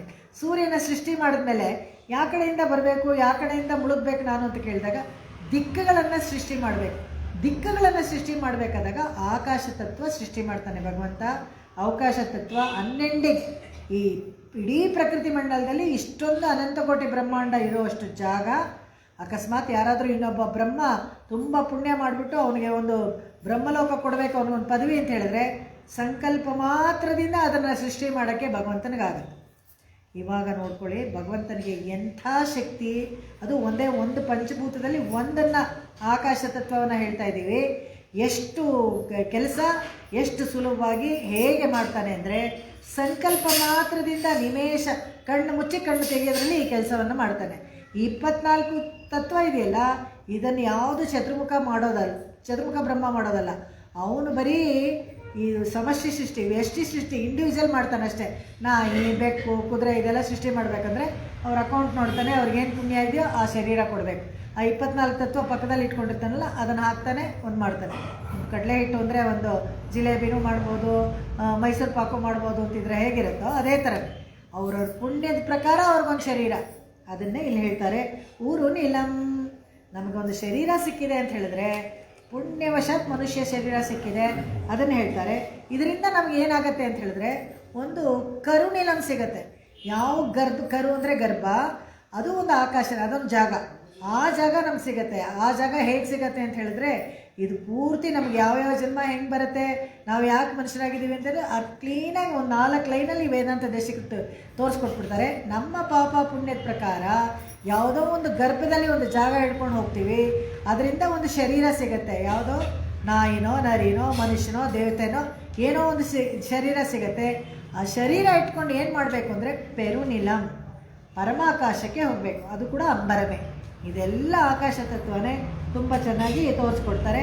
ಗರ್ಭಲೋಕ, ಶರೀರಲೋಕ, ವೈಕುಂಠ ಲೋಕ, ಈ 3 ಲೋಕನೇ. ಇಲ್ಲೇ ನಾವು ವೈಕುಂಠಕ್ಕೆ ಹೋಗೋವರೆಗೂ ಈ ರೊಟೇಷನ್ ನಾವು ಮಾಡ್ತಾನೇ ಇರ್ತೀವಿ. ಅದನ್ನೇ ಹೇಳೋದು ಅಂಬರಮೇ. ಆಮೇಲೆ ನೆಕ್ಸ್ಟು ಅಂಬರಮೇ ಅಂತ ಹೇಳಬೇಕಾದ್ರೆ ಬಟ್ಟೆಗೆ ಅಂತ ಹೇಳಿದ್ವಿ, ಅದಕ್ಕೂ ಬಟ್ಟೆಗೂ ಅಂಬರ ಅಂತಲೇ ಹೇಳೋದು. ಈ ಬಟ್ಟೆ ಅನ್ಬೇಕಾದ್ರೆ ಅದಕ್ಕೊಂದು ಚೆನ್ನಾಗಿ ಒಂದು ಶುಭಾಷಿತ ಥರ ಒಂದು ಶ್ಲೋಕ ಇದೆ, ಅದನ್ನು ನೋಡ್ಕೊಂಬಿಟ್ರೆ ನಮ್ಗೆ ಅರ್ಥ ಆಗ್ಬಿಡುತ್ತೆ. ಬಟ್ಟೆ ತುಂಬ ಮುಖ್ಯ. ಎಲ್ಲರಿಗೂ ಹೇಗೆ ಡ್ರೆಸ್ ಮಾಡ್ಕೊಂಡು ಪ್ರೆಸೆಂಟೇಬಲ್ ಆಗಿರಬೇಕು, ಅವ್ರು ಎಷ್ಟೇ ಕೆಟ್ಟದಾಗಿದ್ರು ನೀಟಾಗಿ ಡ್ರೆಸ್ ಮಾಡ್ಕೊಂಬಿಟ್ರೆ ಅಲ್ಲಿಗೆ ಫುಲ್ ಮಾರ್ಕ್ಸ್ ಹಾಕ್ಬಿಡ್ತೀವಿ ನಾವು. ಆ ಥರ ಬಟ್ಟೆಗೆ ಒಂದು ವಿಶೇಷ ಇದು. ಪಂಚ ವಕಾರ ಅಂತ ಹೇಳ್ತಾರೆ. 5 ವಕಾರಗಳಿರ್ಬೇಕಂತೆ ಯಾವಾಗಲೂ. ವಸ್ತ್ರೇಣ ವಪುಷ ವಾಚ ವಿದ್ಯೆಯ ವಿನಯೇನ ಚ ವಕಾರ ಪಂಚಕೈರ್ಹೀನಃ ನರೋ ನಯಾತಿ ಗೌರವಂ. ಮನುಷ್ಯನಿಗೆ ಗೌರವ ಸಿಗೋದಿಲ್ವ? ಯಾಕೆ ಅಂತ ಹೇಳಿದ್ರೆ ಈ 5 ಇರಬೇಕಂತೆ. ಏನಪ್ಪ ಅಂತ ಹೇಳಿದ್ರೆ ವಸ್ತ್ರೇನ, ಸರಿಯಾದ ಬಟ್ಟೆ ಹಾಕ್ಕೊಳ್ಬೇಕು. ಬಟ್ಟೆ ಹಾಕ್ಕೊಳ್ಳದೆ ಹೋದರೆ ನಾವೇನು ಇವಾಗ ಆದಿಮಾನವರಲ್ಲ, ಯಾರಾದರೂ ಕಲ್ಲು ಹೊಡೆದು ಪೊಲೀಸ್ ಸ್ಟೇಷನ್ಗಳನ್ನೆಲ್ಲ ಕರ್ಕೊಂಡು ಹೋಗ್ತಾರೆ ಸರಿಯಾಗಿ ಹಾಕ್ಕೊಳ್ದೆ ಹೋದರೆ. ಅದನ್ನು ಹೇಳ್ತಾರೆ ವಸ್ತ್ರೇಣ ವಪುಷ. ವಪುಷ ಅಂದರೆ ಒಂದು ದೇಹ, ಶರೀರ ನೋಡೋಕ್ಕೆ ಚೆನ್ನಾಗಿದ್ದರೆ ಅದಕ್ಕೊಂದು ಎಕ್ಸ್ಟ್ರಾ ಮಾರ್ಕ್ಸು ಅಲ್ಲಿ. ವಾಚ, ಮಾತಾಡೋದು ಚೆನ್ನಾಗಿ ಸುಂದರವಾಗಿ ಅಟ್ರಾಕ್ಟಿವ್ ಆಗಿ ಮಾತಾಡೋದು, ಮೃದುವಾಗಿ ಮಾತಾಡೋದು, ಹಿತವಾಗಿ ಮಾತಾಡೋದು. ಎಷ್ಟು ಥರ ಮಾತಾಡೋದು, ಮಾತಾಡೋದ್ರಲ್ಲೇ ಎಷ್ಟು ಬಗೆ. ಕಟುವಾಗಿ ಮಾತಾಡದೆ ಮೃದುವಾಗಿ ಮಾತಾಡಿ, ಹಿತವಾಗಿ ಮಾತಾಡಿ, ಸಿಹಿಯಾಗಿ ಮಾತಾಡಿ, ಎಲ್ಲರಿಗೂ ಇಷ್ಟು ಮೆಚ್ಚೋ ಆಗೋ ಥರ ಮಾತಾಡೋದು ವಾಚ. ಅದರಿಂದ ಒಬ್ಬರಿಗೆ ಒಂದು ಮನುಷ್ಯನಿಗೆ ಒಂದು ವ್ಯಾಲ್ಯೂ ಆ್ಯಡ್ ಆಗಿ. ಆಮೇಲೆ ವಿದ್ಯೆ. ಇಲ್ಲಿ ವಿದ್ಯೆ ಅನ್ನೋದು 2 ಥರ ನಾವು ನೋಡ್ಬೋದು. ವಿದ್ಯೆ ಅಂದ ತಕ್ಷಣ ಒಂದು ದೊಡ್ಡ PhD ಅದು ಇದು ಅಂತ ಆ ಥರ ಅಂದ್ಕೊಂಡ್ಬಿಡ್ಬಾರ್ದು. ಈ ವಿದ್ಯೆ ಏನಪ್ಪ ಅಂತ ಹೇಳಿದ್ರೆ ಆಧ್ಯಾತ್ಮ ವಿದ್ಯೆ, ಸ್ವರೂಪ ಜ್ಞಾನ ತಿಳ್ಕೊಳ್ಬೇಕಾಗಿರುವಂಥ ವಿದ್ಯೆ. ನಾವೆಲ್ಲ ಜೀವಾತ್ಮರು ಏನು ಶರೀರ ತೊಗೊಂಡು ಬರ್ತೀವಿ ಇದೆಲ್ಲ ನಶ್ವರ. ನಮ್ಮ ಪುಣ್ಯ ಎಷ್ಟಿರುತ್ತೋ ಅಷ್ಟುವರೆಗೂ ಅದನ್ನು ಅನುಭವಿಸ್ಬೋದು. ಅದು ಮುಗಿದೋದ್ಮೇಲೆ ಹೊರಟೋಗ್ಬೇಕು. ಕ್ಷೀಣೆ ಪುಣ್ಯ ಮರ್ತ್ಯ ಲೋಕಂ ವಿಶಂತಿ, ಭಗವದ್ಗೀತೆಯಲ್ಲಿ ಹೇಳ್ತಾರೆ. ಆ ಪುಣ್ಯ ಆಗೋದ್ಮೇಲೆ ಮತ್ತೆ ಸ್ವರ್ಗದಲ್ಲಿದ್ದರೆ ಕೂಡ ವಾಪಸ್ ಬರಬೇಕು. ನರಕ ಅನುಭವಿಸ್ಬೇಕಾದ್ರೆ ಧೂಮ್ರಾದಿ ಮಾರ್ಗದಲ್ಲಿ ಹೋಗಿ ಚಂದ್ರನ ಮುಖಾನ ಹೋಗಿ ನರಕದಲ್ಲಿ ಪನಿಷ್ಮೆಂಟ್ ಅನುಭವಿಸ್ಬೇಕು. ಇಲ್ಲೆಲ್ಲ ಸುಟ್ಬಿಟ್ಟಿರ್ತಾರಲ್ಲ, ಏನು ಪನಿಷ್ಮೆಂಟ್ ಅಂತ ಹೇಳಿದ್ರೆ ಸುಖ ಅನುಭವಿಸೋಕ್ಕೆ ಮತ್ತು ದುಃಖ ಅನುಭವಿಸೋಕ್ಕೆ ಒಂದು ಸೂಕ್ಷ್ಮವಾದ ಶರೀರ ನಮ್ಗೆ ಸಿಗುತ್ತೆ. ಮಣ್ಣಲ್ಲಿ ಹೂತ್ಕೊಂಡಿದ್ರು ಸರಿ ಅಥವಾ ಅಗ್ನಿನಲ್ಲಿ ನಮಗೆ ಸಂಸ್ಕಾರ ಮಾಡಿದ್ರು ಸರಿ, ಅದಾದಮೇಲೆ ಒಂದು ಸೂಕ್ಷ್ಮ ಶರೀರ, ಸೂಕ್ಷ್ಮವಾಗಿ ಒಂದು ಶರೀರ ಸಿಗುತ್ತೆ. ಅದಕ್ಕೆ ಏನು ಪನಿಷ್ಮೆಂಟ್ ಕೊಟ್ಟರು ನೋವು ಗೀವು ಎಲ್ಲ ಗೊತ್ತಾಗತ್ತೆ. ಅಲ್ಲಿ ಹೋಗಿ ಅವನೇನಾದರೂ ಚುಚ್ತಾ ಇದ್ದರೆ ನರಕದಲ್ಲಿ ಆ ನೋವೆಲ್ಲ ಅನುಭವಿಸೋಕ್ಕೆ, ಆ ಫೀಲಿಂಗ್ ಬರೋಕ್ಕೋಸ್ಕರ ಒಂದು ಸೂಕ್ಷ್ಮ ಶರೀರ ಕೊಡ್ತಾರೆ. ಅದರಲ್ಲಿ ಸುಖ ಅನುಭವಿಸೋಕ್ಕೂ ಸರಿ ದುಃಖ ಅನುಭವಿಸೋಕ್ಕೂ ಸರಿ ಆ ಶರೀರವನ್ನು ಕೊಡ್ತಾರೆ. ಆ ಥರ ಆ ವಿದ್ಯೆ ಅನ್ನೋದು ಅದು ಗೊತ್ತಾಗಬೇಕು ನಮಗೆ, ಅದು ವಿದ್ಯೆ. ಅದನ್ನು ಹೇಳಿಬಿಟ್ಟು ಇದು ಯಾವುದೂ ಇಲ್ಲದೆ ಹೋದರೂ ಪರವಾಗಿಲ್ಲ, ಆದರೆ ಈ ವಸ್ತ್ರ ಅನ್ನೋದು ಬೇಕೇ ಬೇಕು. ಯಾಕಂದರೆ ಏನೂ ಇಲ್ಲದೆ ಹೋದರೂ ಒಂದು ಬಟ್ಟೆ ಹಾಕ್ಕೊಂಡು ಹೋಗಿದರೆ ಸರಿ.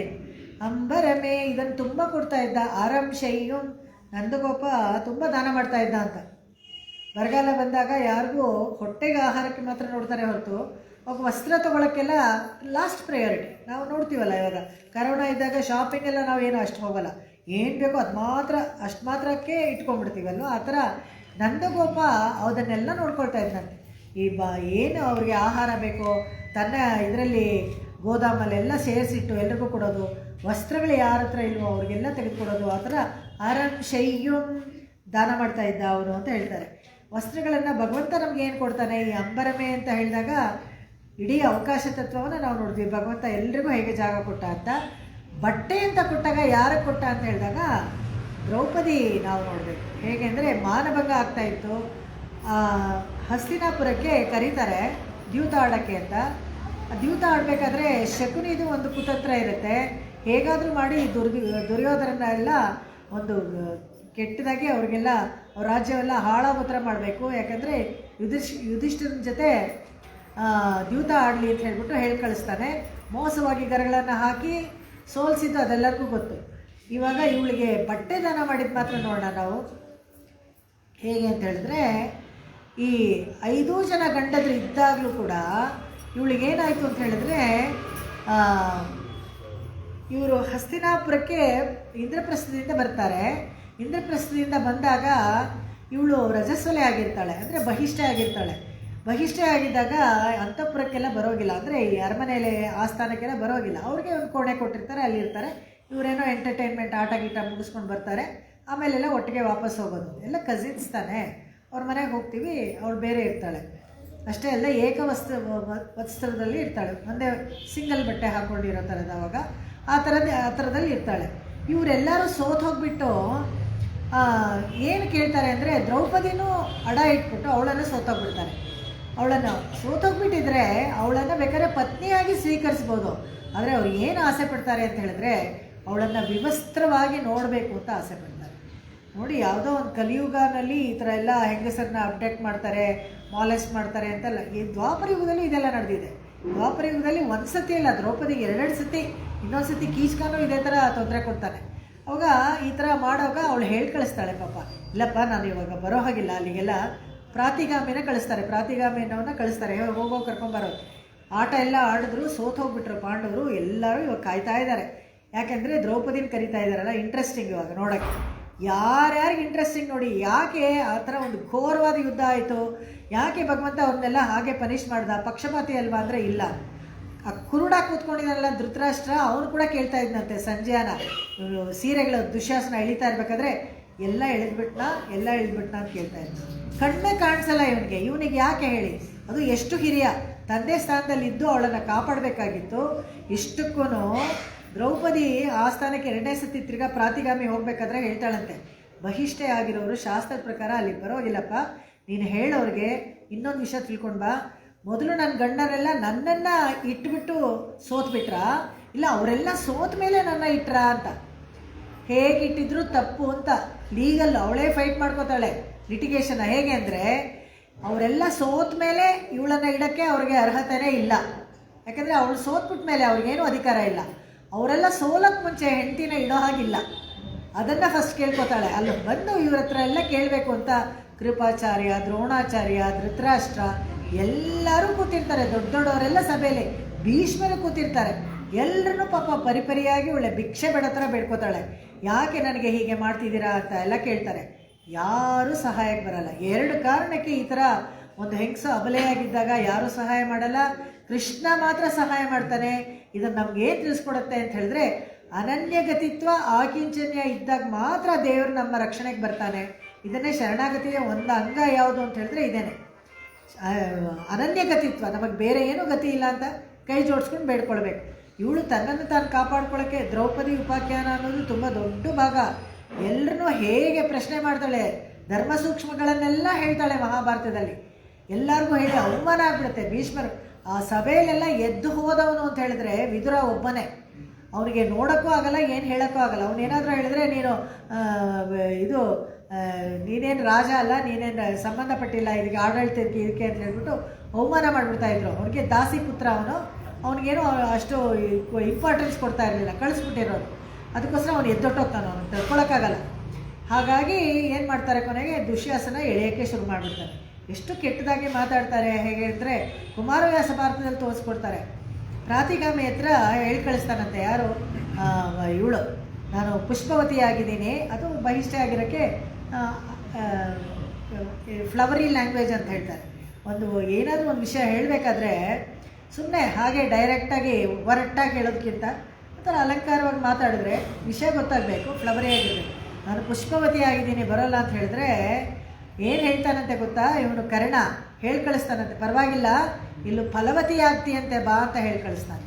ಅಷ್ಟು ಕೆಟ್ಟದಾಗಿ ಇದನ್ನೆಲ್ಲ ನಾವು ಸಂಕೋಚನೆ ಪಟ್ಕೊಳ್ಬಾರ್ದು. ಯಾಕೆ ಈ ಥರ ಯುದ್ಧ ಆಯಿತು? ಯಾರಾದರೂ ನಾಳೆ ನಮ್ಮ ಸ್ಕ್ರಿಪ್ಚರ್ಸ್ನ ಆಡ್ಕೊಳ್ತಾರೆ, ಹಾಗೆಲ್ಲ ಮಾಡಿದ್ರಲ್ಲ, ಬಟ್ಟೆ ಎಲ್ಲ ಬಿಚ್ಚಿದ್ರಲ್ಲ ನಿಮ್ಮ ಇದರಲ್ಲಿ ಅಂತ ಹೇಳಿದ್ರೆ ನಾವು ಗೊತ್ತಿರಬೇಕು ಕತೆ, ನಾವು ಹೇಳಕ್ಕೆ ಅವ್ರಿಗೆ. ಆವಾಗ ಎಲ್ಲರನ್ನೂ ಕೇಳಿದಾಗ ಯಾವಾಗ ಸಹಾಯ ಸಿಗಲಿಲ್ವಾ, ಗೋವಿಂದ ಅಂತ ಹೇಳ್ಕೊಂಡು 2 ಕೈಯನ್ನು ಮುಗಿದು ಕೈಯನ್ನು ಮೇಲೆ ಎತ್ಕೋತಾಳೆ. ಒಂದು ಕೈಯಲ್ಲಿ ಹೀಗೆ ಇಟ್ಕೊಂಡೇ ಇರ್ತಾಳಂತೆ ಸೆರಗು. ಅವನು ಎಳಿತಾ ಇದ್ದರೆ ಆವಾಗ ಆಗಲ್ಲ, ಅವನು ಅಷ್ಟು ಜೋರಾಗಿ ಎಳಿತಾ ಇರ್ತಾನೆ. ಬಲಿಷ್ಠ ದುಶ್ಯಾಸನ ಬಿಟ್ಬಿಡ್ತಾಳೆ, ಇನ್ನು ನಾನು ಕಾಪಾಡ್ಕೊಳಕ್ಕಾಗಿಲ್ಲ, ನೀನೇ ಗತಿ ಅಂತ 2 ಕೈಯು ತೆಗೆದು, ಎಲ್ಲಿದೆ ಹಸ್ತಿನಾವತಿ, ಎಲ್ಲಿದೆ ದ್ವಾರಾವತಿ, ಹಸ್ತಿನಾವತಿಗೂ ದ್ವಾರಾವತಿಗೂ ಕೂಗಳತೆಯೇ. ಪುರಂದರದಾಸರ ಹಾಡು ಬರೀತಾರೆ ಎಷ್ಟು ಚೆನ್ನಾಗಿ, ಎಲ್ಲಿರುವನೋ ರಂಗ ಅಂತ ಹೇಳಿಬಿಟ್ಟು ತುಂಬ ಚೆನ್ನಾಗಿ ಹಾಡ್ತಾಳೆ. ಹಸ್ತಿನಾವತಿಗೆ ಅಲ್ಲಿಂದ ಅಕ್ಷಯವಾಗಿ ಸೀರೆಯನ್ನು ಕಳಿಸ್ತಾನೆ. ಯಾರಾದರೂ ಕೇಳ್ಬೋದು, ಯಾಕೆ ಅವನು ಹಾಗೆ ಬಂದು ಎದುರುಗಡೆ ಕೊಡ್ಬೋದಾಗಿತ್ತಲ್ಲ, ಎಲ್ರಿಗೂ ಪನಿಷ್ ಮಾಡಿ ಇದು ಮಾಡ್ಬೋದಾಗಿತ್ತಲ್ಲ ಅಂದರೆ, ಎದುರುಗಡೆ ಬಂದಿದ್ದರೆ ಮೊದಲು ಪಾಂಡವರ ತಲೆಯೆಲ್ಲ ತೆಗೆದುಬಿಡ್ತಾ ಇದ್ದ ಕೃಷ್ಣ, ಅಷ್ಟು ಸಿಟ್ಟಿತ್ತಂತೆ. ಯಾರಾದರೂ ಹೆಂಡ್ತಿನ ಹೋಗಿ ಒಡ್ತಾರ, ಅಥವಾ ಇರಲಿ ಈ ದ್ಯೂತ ಆಡ್ತೀನಿ ಅಂತ ಹೇಳಿ ನನಗೊಂದು ಮಾತು ಕೇಳಬಾರ್ದಾಗಿತ್ತ? ನಾನು ಹೇಳ್ತಾ ಇದ್ದೆ, ಬೇಡ, ಶಕುನಿ ಅವನ ದಾಳನ ಉಪಯೋಗಿಸ್ಕೋಬಾರ್ದು, ನಿಮ್ಮ ದಾಳನ ನೀವು ಉಪಯೋಗಿಸ್ಕೊಳ್ಬೇಕು ಅಂತ ಇಟ್ಕೊಳ್ಬೇಕಾಯ್ತು ಕಂಡೀಷನ್. ಯಾಕಂದರೆ ಅದು ವರ ಕೊಟ್ಟಿರ್ತಾರೆ ಅವ್ರು ಶಕುನಿಗೆ. 100 ಜನ ಅಣ್ಣ ತಮ್ಮಂದರು, ಅವ್ರನ್ನೆಲ್ಲ ಪಾಪ ಇವರು ಸ್ವಲ್ಪ ಮೋಸವಾಗಿ ಸಾಯಿಸಿರ್ತಾರೆ, ಭೀಷ್ಮ ಧೃತರಾಷ್ಟ್ರ ಅವರೆಲ್ಲ. ಹೇಗೆ ಅಂತ ಹೇಳಿದ್ರೆ, ಇವರು ಶಕುನಿ ಅವ್ರ ತಂದೆ ಒಂದು ಸತಿ ಈ ಥರ ಯಾವುದೋ ಸಂತೋಷ ಕೂಟಕ್ಕೆ ಬಂದಿರ್ತಾರೆ, ವಾಪಸ್ ಹೋಗ್ಬೇಕಾದ್ರೆ ಈ ಹಸ್ತಿನಾವತಿಯಲ್ಲಿ ಕಾಲಿಗೆ ಒಂದು ಚಿಕ್ಕ ಮುಳ್ಳು ಗಿಡ ತಾಕ್ಬಿಡುತ್ತೆ. ತಾಕ್ಬಿಟ್ರೆ ಕೆಲವ್ರಿಗೆ ಏನಾದರೂ ಸಿಟ್ಟು ಬಂದರೆ ಅದ್ರ ಮೇಲೆ ಸಿಟ್ಟು ತೋರಿಸ್ತಾರಲ್ಲ, ಆ ಥರ ಮುಳ್ಳು ಗಿಡನ ಶಕುನಿ ಅವ್ರ ತಂದೆ ಕೋಪದಿಂದ ಕಿತ್ತು ಹಾಗೆ ಬಿಸಾಕದಂತೆ. ಇದನ್ನು ಭೀಷ್ಮಾಚಾರ್ಯರು ನೋಡಿಬಿಟ್ಟು, ಇವ್ರು ನಮ್ಮ ನೈಬರಿಂಗ್ ಸ್ಟೇಟು, ಸಾಧಾರಣ ಒಂದು ಚಿಕ್ಕ ಗಾಯಕ್ಕೆ ಇಷ್ಟೊಂದು ಕೋಪ ತೋರಿಸಿದ್ನಲ್ಲ, ಇವನು ಇರಬಾರ್ದು, ಇವನು ಪಕ್ಕದಲ್ಲಿದ್ದರೆ ಕಷ್ಟ ನಮಗೆ ಅಂತ ಹೇಳ್ಬಿಟ್ಟು ಏನು ಮಾಡ್ತಾರೆ, ಅವನಿಗೆ 100 ಮಕ್ಕಳು ಎಲ್ಲರೂ ಒಂದು ಸಂತೋಷ ಕೂಟಕ್ಕೆ ಕರೆದುಬಿಟ್ಟು ಕೆಳಗಡೆ ಸೆಲ್ಲಾರಲ್ಲಿ ಡೈನಿಂಗ್ ಅರೇಂಜ್ ಮಾಡಿಬಿಟ್ಟು ಚಪ್ಪಡಿಕಲ್ಲಿ ಎಳೆದುಬಿಡ್ತಾರೆ, ಕ್ಲೋಸ್ ಮಾಡಿಬಿಡ್ತಾರೆ. ಎಲ್ಲ ರೋಮಾಂಚಕವಾದ ಕಥೆಗಳು ಇವೆಲ್ಲನೂ ನಾವು ಓದಬೇಕು ಮಹಾಭಾರತದಲ್ಲಿ. ಚಪ್ಪಡಿಕಲ್ಲಿ ಎಳೆದುಬಿಟ್ರೆ ಏನು ಮಾಡ್ತಾರೆ, ಅಲ್ಲಿರೋ ಊಟ ಎಲ್ಲ ತಿಂತಾಡ್ತಾರೆ, ಎಲ್ಲ ಕತ್ತಲೆ, ಇದು ಏನು ಗೊತ್ತಾಗಲ್ಲ, ಅಣ್ಣ ತಮ್ಮದಕ್ಕೆ ಹೊಡೆದಾಡ್ತಾ ಇರ್ತಾರೆ. ಆಮೇಲೆ ಒಂದು ದಿವಸಕ್ಕೆ ಒಂದೇ ಒಂದು ಊಟ ಕೊಡೋರಂತೆ 100 ಜನಕ್ಕೆ. ಆ 100 ಜನಕ್ಕೆ ಊಟ ಕೊಟ್ಟಿದ ತಕ್ಷಣ ಎಲ್ಲ ಕಿತ್ತಾಡೋದು. ಆವಾಗ ಹೀಗೆ ಕಿತ್ತಾಡ್ಬಿಟ್ಟು ಯಾರಿಗೂ ಸಾಕಾಗ್ತಾ ಇರಲಿಲ್ಲ. ದಿನ ಒಬ್ಬೊಬ್ಬರು ಹಾಗೆ ತಲೆ ಸುತ್ತೋದು, ಒಬ್ಬರು ಬೀಳೋದು, ಹಾಗೆ ಆಗ್ತಾಯಿತ್ತಂತೆ. ಆಮೇಲೆ ಕೊನೆಯಲ್ಲಿ ಅಣ್ಣ ತಮ್ಮಂದ್ರೆಲ್ಲ ಸೇರಿಕೊಂಡು ಒಂದು ಯೋಚನೆ ಮಾಡ್ತಾರೆ, ಹೀಗೆ ನಾವು ಕಿತ್ತಾಡ್ತಾ ಇದ್ದರೆ ಆಗೋದಿಲ್ಲ, ಒಂದು ಕೆಲಸ ಮಾಡೋಣ, ಈ ನಮ್ಮಲ್ಲಿ ಯಾರು ಬಲಿಷ್ಠರೋ ಯಾರು ಬುದ್ಧಿವಂತರೋ ಅವರೊಬ್ಬರಿಗೇ ಕೊಡೋಣ, ಒಂದು ಊಟ ಕೊಡ್ತಾರಲ್ಲ ಅವರೊಬ್ಬರಿಗೇ ಕೊಡೋಣ, 100 ದಿವಸ ಅವನು ಬದುಕೊಂಡ್ರೆ ಅಕಸ್ಮಾತ್ ನಾವೆಲ್ಲ ಸತ್ತೋಗಿದ್ರೆ ಕೂಡ ಅವನು ಸೇಡು ತೀರಿಸ್ಕೊಳ್ಳಿ ಇವ್ರ ಮೇಲೆ ಅಂತ ಹೇಳ್ಬಿಡ್ತಾನೆ.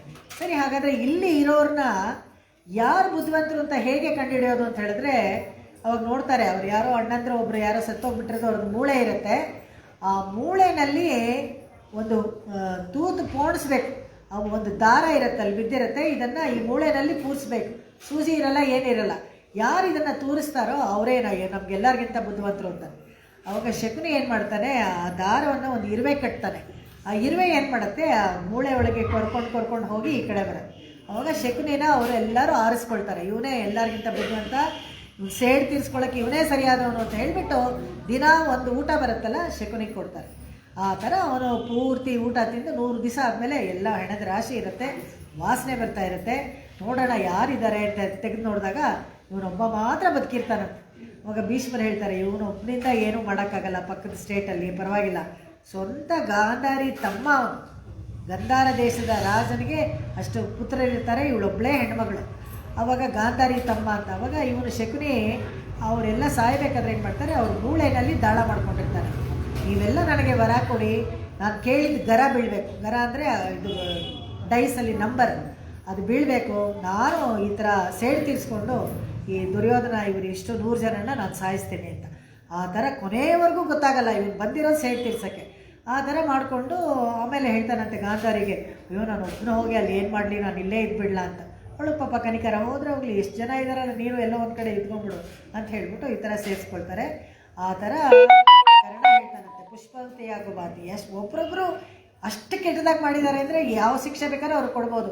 ಅದಕ್ಕೆ ಮಹಾಭಾರತದ ಯುದ್ಧದಲ್ಲಿ ಕೃಷ್ಣ ಏನೇನೋ ಥರ ಮೋಸದಲ್ಲೆಲ್ಲ ಯುದ್ಧ ಮಾಡ್ದ ಅಂತ ಹೇಳ್ತಾರಲ್ಲ, ಒಂದೊಂದಕ್ಕೂ ಒಂದೊಂದು ಸಮಜಾಯಿಸಿ ಕೊಡ್ತಾನೆ. ಕರ್ಣನಿಗೆ ಹೂತೋಗ್ಬಿಟ್ಟಿರುತ್ತೆ ಚಕ್ರ. ಅರ್ಜುನನ್ನ ಹೊಡಿ ಇವಾಗ ಅಂತಾರೆ. ಅಯ್ಯೋ ಆ ಥರ ಪಾಪ ಅವನು ರಿಪೇರಿ ಮಾಡ್ತಾ ಇರ್ಬೇಕಾರೆ ನಾವು ಹೊಡಿಬಾರ್ದು ತಪ್ಪಲ್ವಾ ಅಂತ ಹೇಳಿದಾಗ ಅವಾಗ ಇದನ್ನು ಜ್ಞಾಪಿಸ್ತಾನೆ. ಏನು ಮಾತಾಡಿದ್ರು ನಿಂಗೆ ಜ್ಞಾಪಕ ಇದೆಯಾ ನಿನ್ನ ಹೆಂಡತಿ ಬಗ್ಗೆ, ಹೊಡಿ ನೀನು ಅಂತ ಹೇಳ್ಬಿಟ್ಟು ಓಡಿಸ್ತಾನೆ.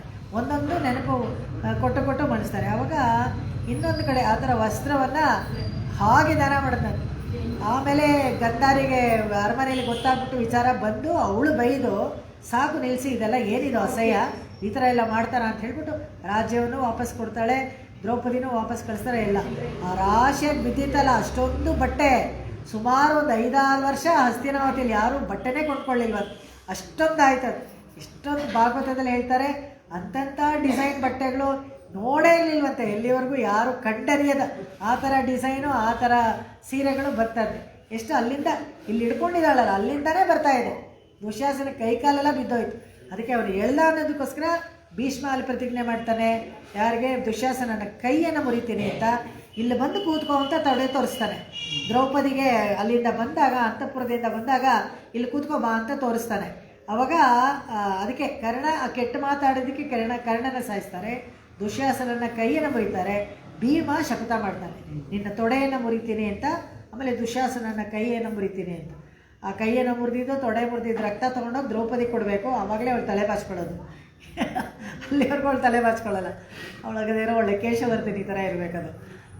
ಹಾಗೆ ಇದು ವಸ್ತ್ರದಾನ ಮಾಡ್ತಾನೆ. ಇನ್ನೊಂದು ಕಡೆಯಲ್ಲಿ ವಸ್ತ್ರ ಅಂಬರಮೆ ಅಂತ ಹೇಳಿದ್ರೆ, ವಾಸೋ ಹೃತ್ವ ದಿನಕರ ಸುತ ಸನ್ನಿಧತ್ತಾಂ ಸದಾಂ. ಇದರಲ್ಲಿ ಗೋಪಾಲ ವಿಂಶತಿಲಿ ಹೇಳ್ತಾಳೆ, ಯಮುನಾ ನದಿ ತೀರದಲ್ಲಿ ಎಲ್ಲ ಜಲಕ್ರೀಡೆ ಆಡೋಕ್ಕೆ ಗೊಲ್ಲ ಹೆಂಗಸರೆಲ್ಲ ಬರ್ತಾರಂತೆ. ಬಂದೆ ಏನು ಮಾಡ್ತಾರೆ, ಎಲ್ಲ ಅವ್ರು ಯಾವಾಗ ಸ್ನಾನ ಮಾಡ್ತಾರೆ ಅಷ್ಟೇ ಆ ವಸ್ತ್ರಗಳನ್ನು ತೆಗೆದಿಟ್ಬಿಟ್ಟು ಅದೇ ವಸ್ತ್ರಗಳನ್ನು ಹಾಕ್ಕೊಳ್ಳೋದು. ಗೊಲ್ಲರು ಅವರೆಲ್ಲ ಹಾಗೇನೆ ಅದೇ ವಸ್ತ್ರ ಹಾಕ್ಕೊಳ್ಬೇಕು. 1-2 ಕಲಿಸ್ಬೇಕು ಅವ್ರಿಗೆ. ಎಲ್ಲಿ ನದಿಲಿ ಸ್ನಾನ ಮಾಡಿದ್ರು ಅಷ್ಟೇ, ಮನೇಲಿ ಸ್ನಾನ ಮಾಡಿದ್ರು ಅಷ್ಟೇ, ವಸ್ತ್ರ ಇಲ್ಲದೆ ಸ್ನಾನ ಮಾಡಬಾರ್ದು. ಇದು ಅಶಾಸ್ತ್ರೀಯ. ಅವ್ರಿಗೆ ಕಲಿಸೋಕ್ಕೋಸ್ಕರ ಏನು ಮಾಡ್ತಾನೆ, ಅವ್ರ ವಸ್ತ್ರಗಳನ್ನೆಲ್ಲ ತೊಗೊಂಡು ಬಟ್ಟೆ ಇದು ಒಂದು ಮರದ ಮೇಲೆ ಕೂತ್ಕೊಂಡು ಬಿಡ್ತಾನೆ. ಆವಾಗ ಅವ್ರಿಗೆ ವಾಸೋ ಹೃತ್ವ ದಿನಕರ ಸುತ. ಈ ದಿನಕರ ಸುತ ಅಂದರೆ ಯಮುನೆಯಲ್ಲಿ ಇವರೆಲ್ಲ ಮಾಡ್ತಾ ಇದ್ದಾಗ ಹೀಗೆ ಅಂಜಲಿಮ್ಯಾಚಮಾನಃ, ಅವ್ರ ಹತ್ರ ಎಲ್ಲ ನಮಸ್ಕಾರ ಮಾಡಿದ್ರೇ ಕೊಡ್ತೀನಿ ಅಂತ. ಅಯ್ಯೋ ಬಟ್ಟೆ ಇಲ್ಲ ಏನಿಲ್ಲ, ಹೇಗೆ ನಮಸ್ಕಾರ ಮಾಡೋದು? ಸರಿ ಹೇಗೆ ಇವಾಗ ಐಡಿಯಾ ಮಾಡೋಣ ಕಣೆ, ಈಗ ಒಂದು ಕೈಯಲ್ಲಿ ಹಿಂಗೆ ಮುಚ್ಕೊಂಬೋಣ, ನೀವೊಂದು ಕೈ ಕೊಡು ನಾನೊಂದು ಕೈ ಕೊಡು, ಹಿಂಗೆ ನಮಸ್ಕಾರ ಮಾಡೋಣ. ஒரு கையை ಅಲ್ಲಿ ಕುಂಬಿಟ್ಟಾಳು ಒಪ್ಪ ಮಾಟೆ ನಾನು ಅಂತಾರೆ.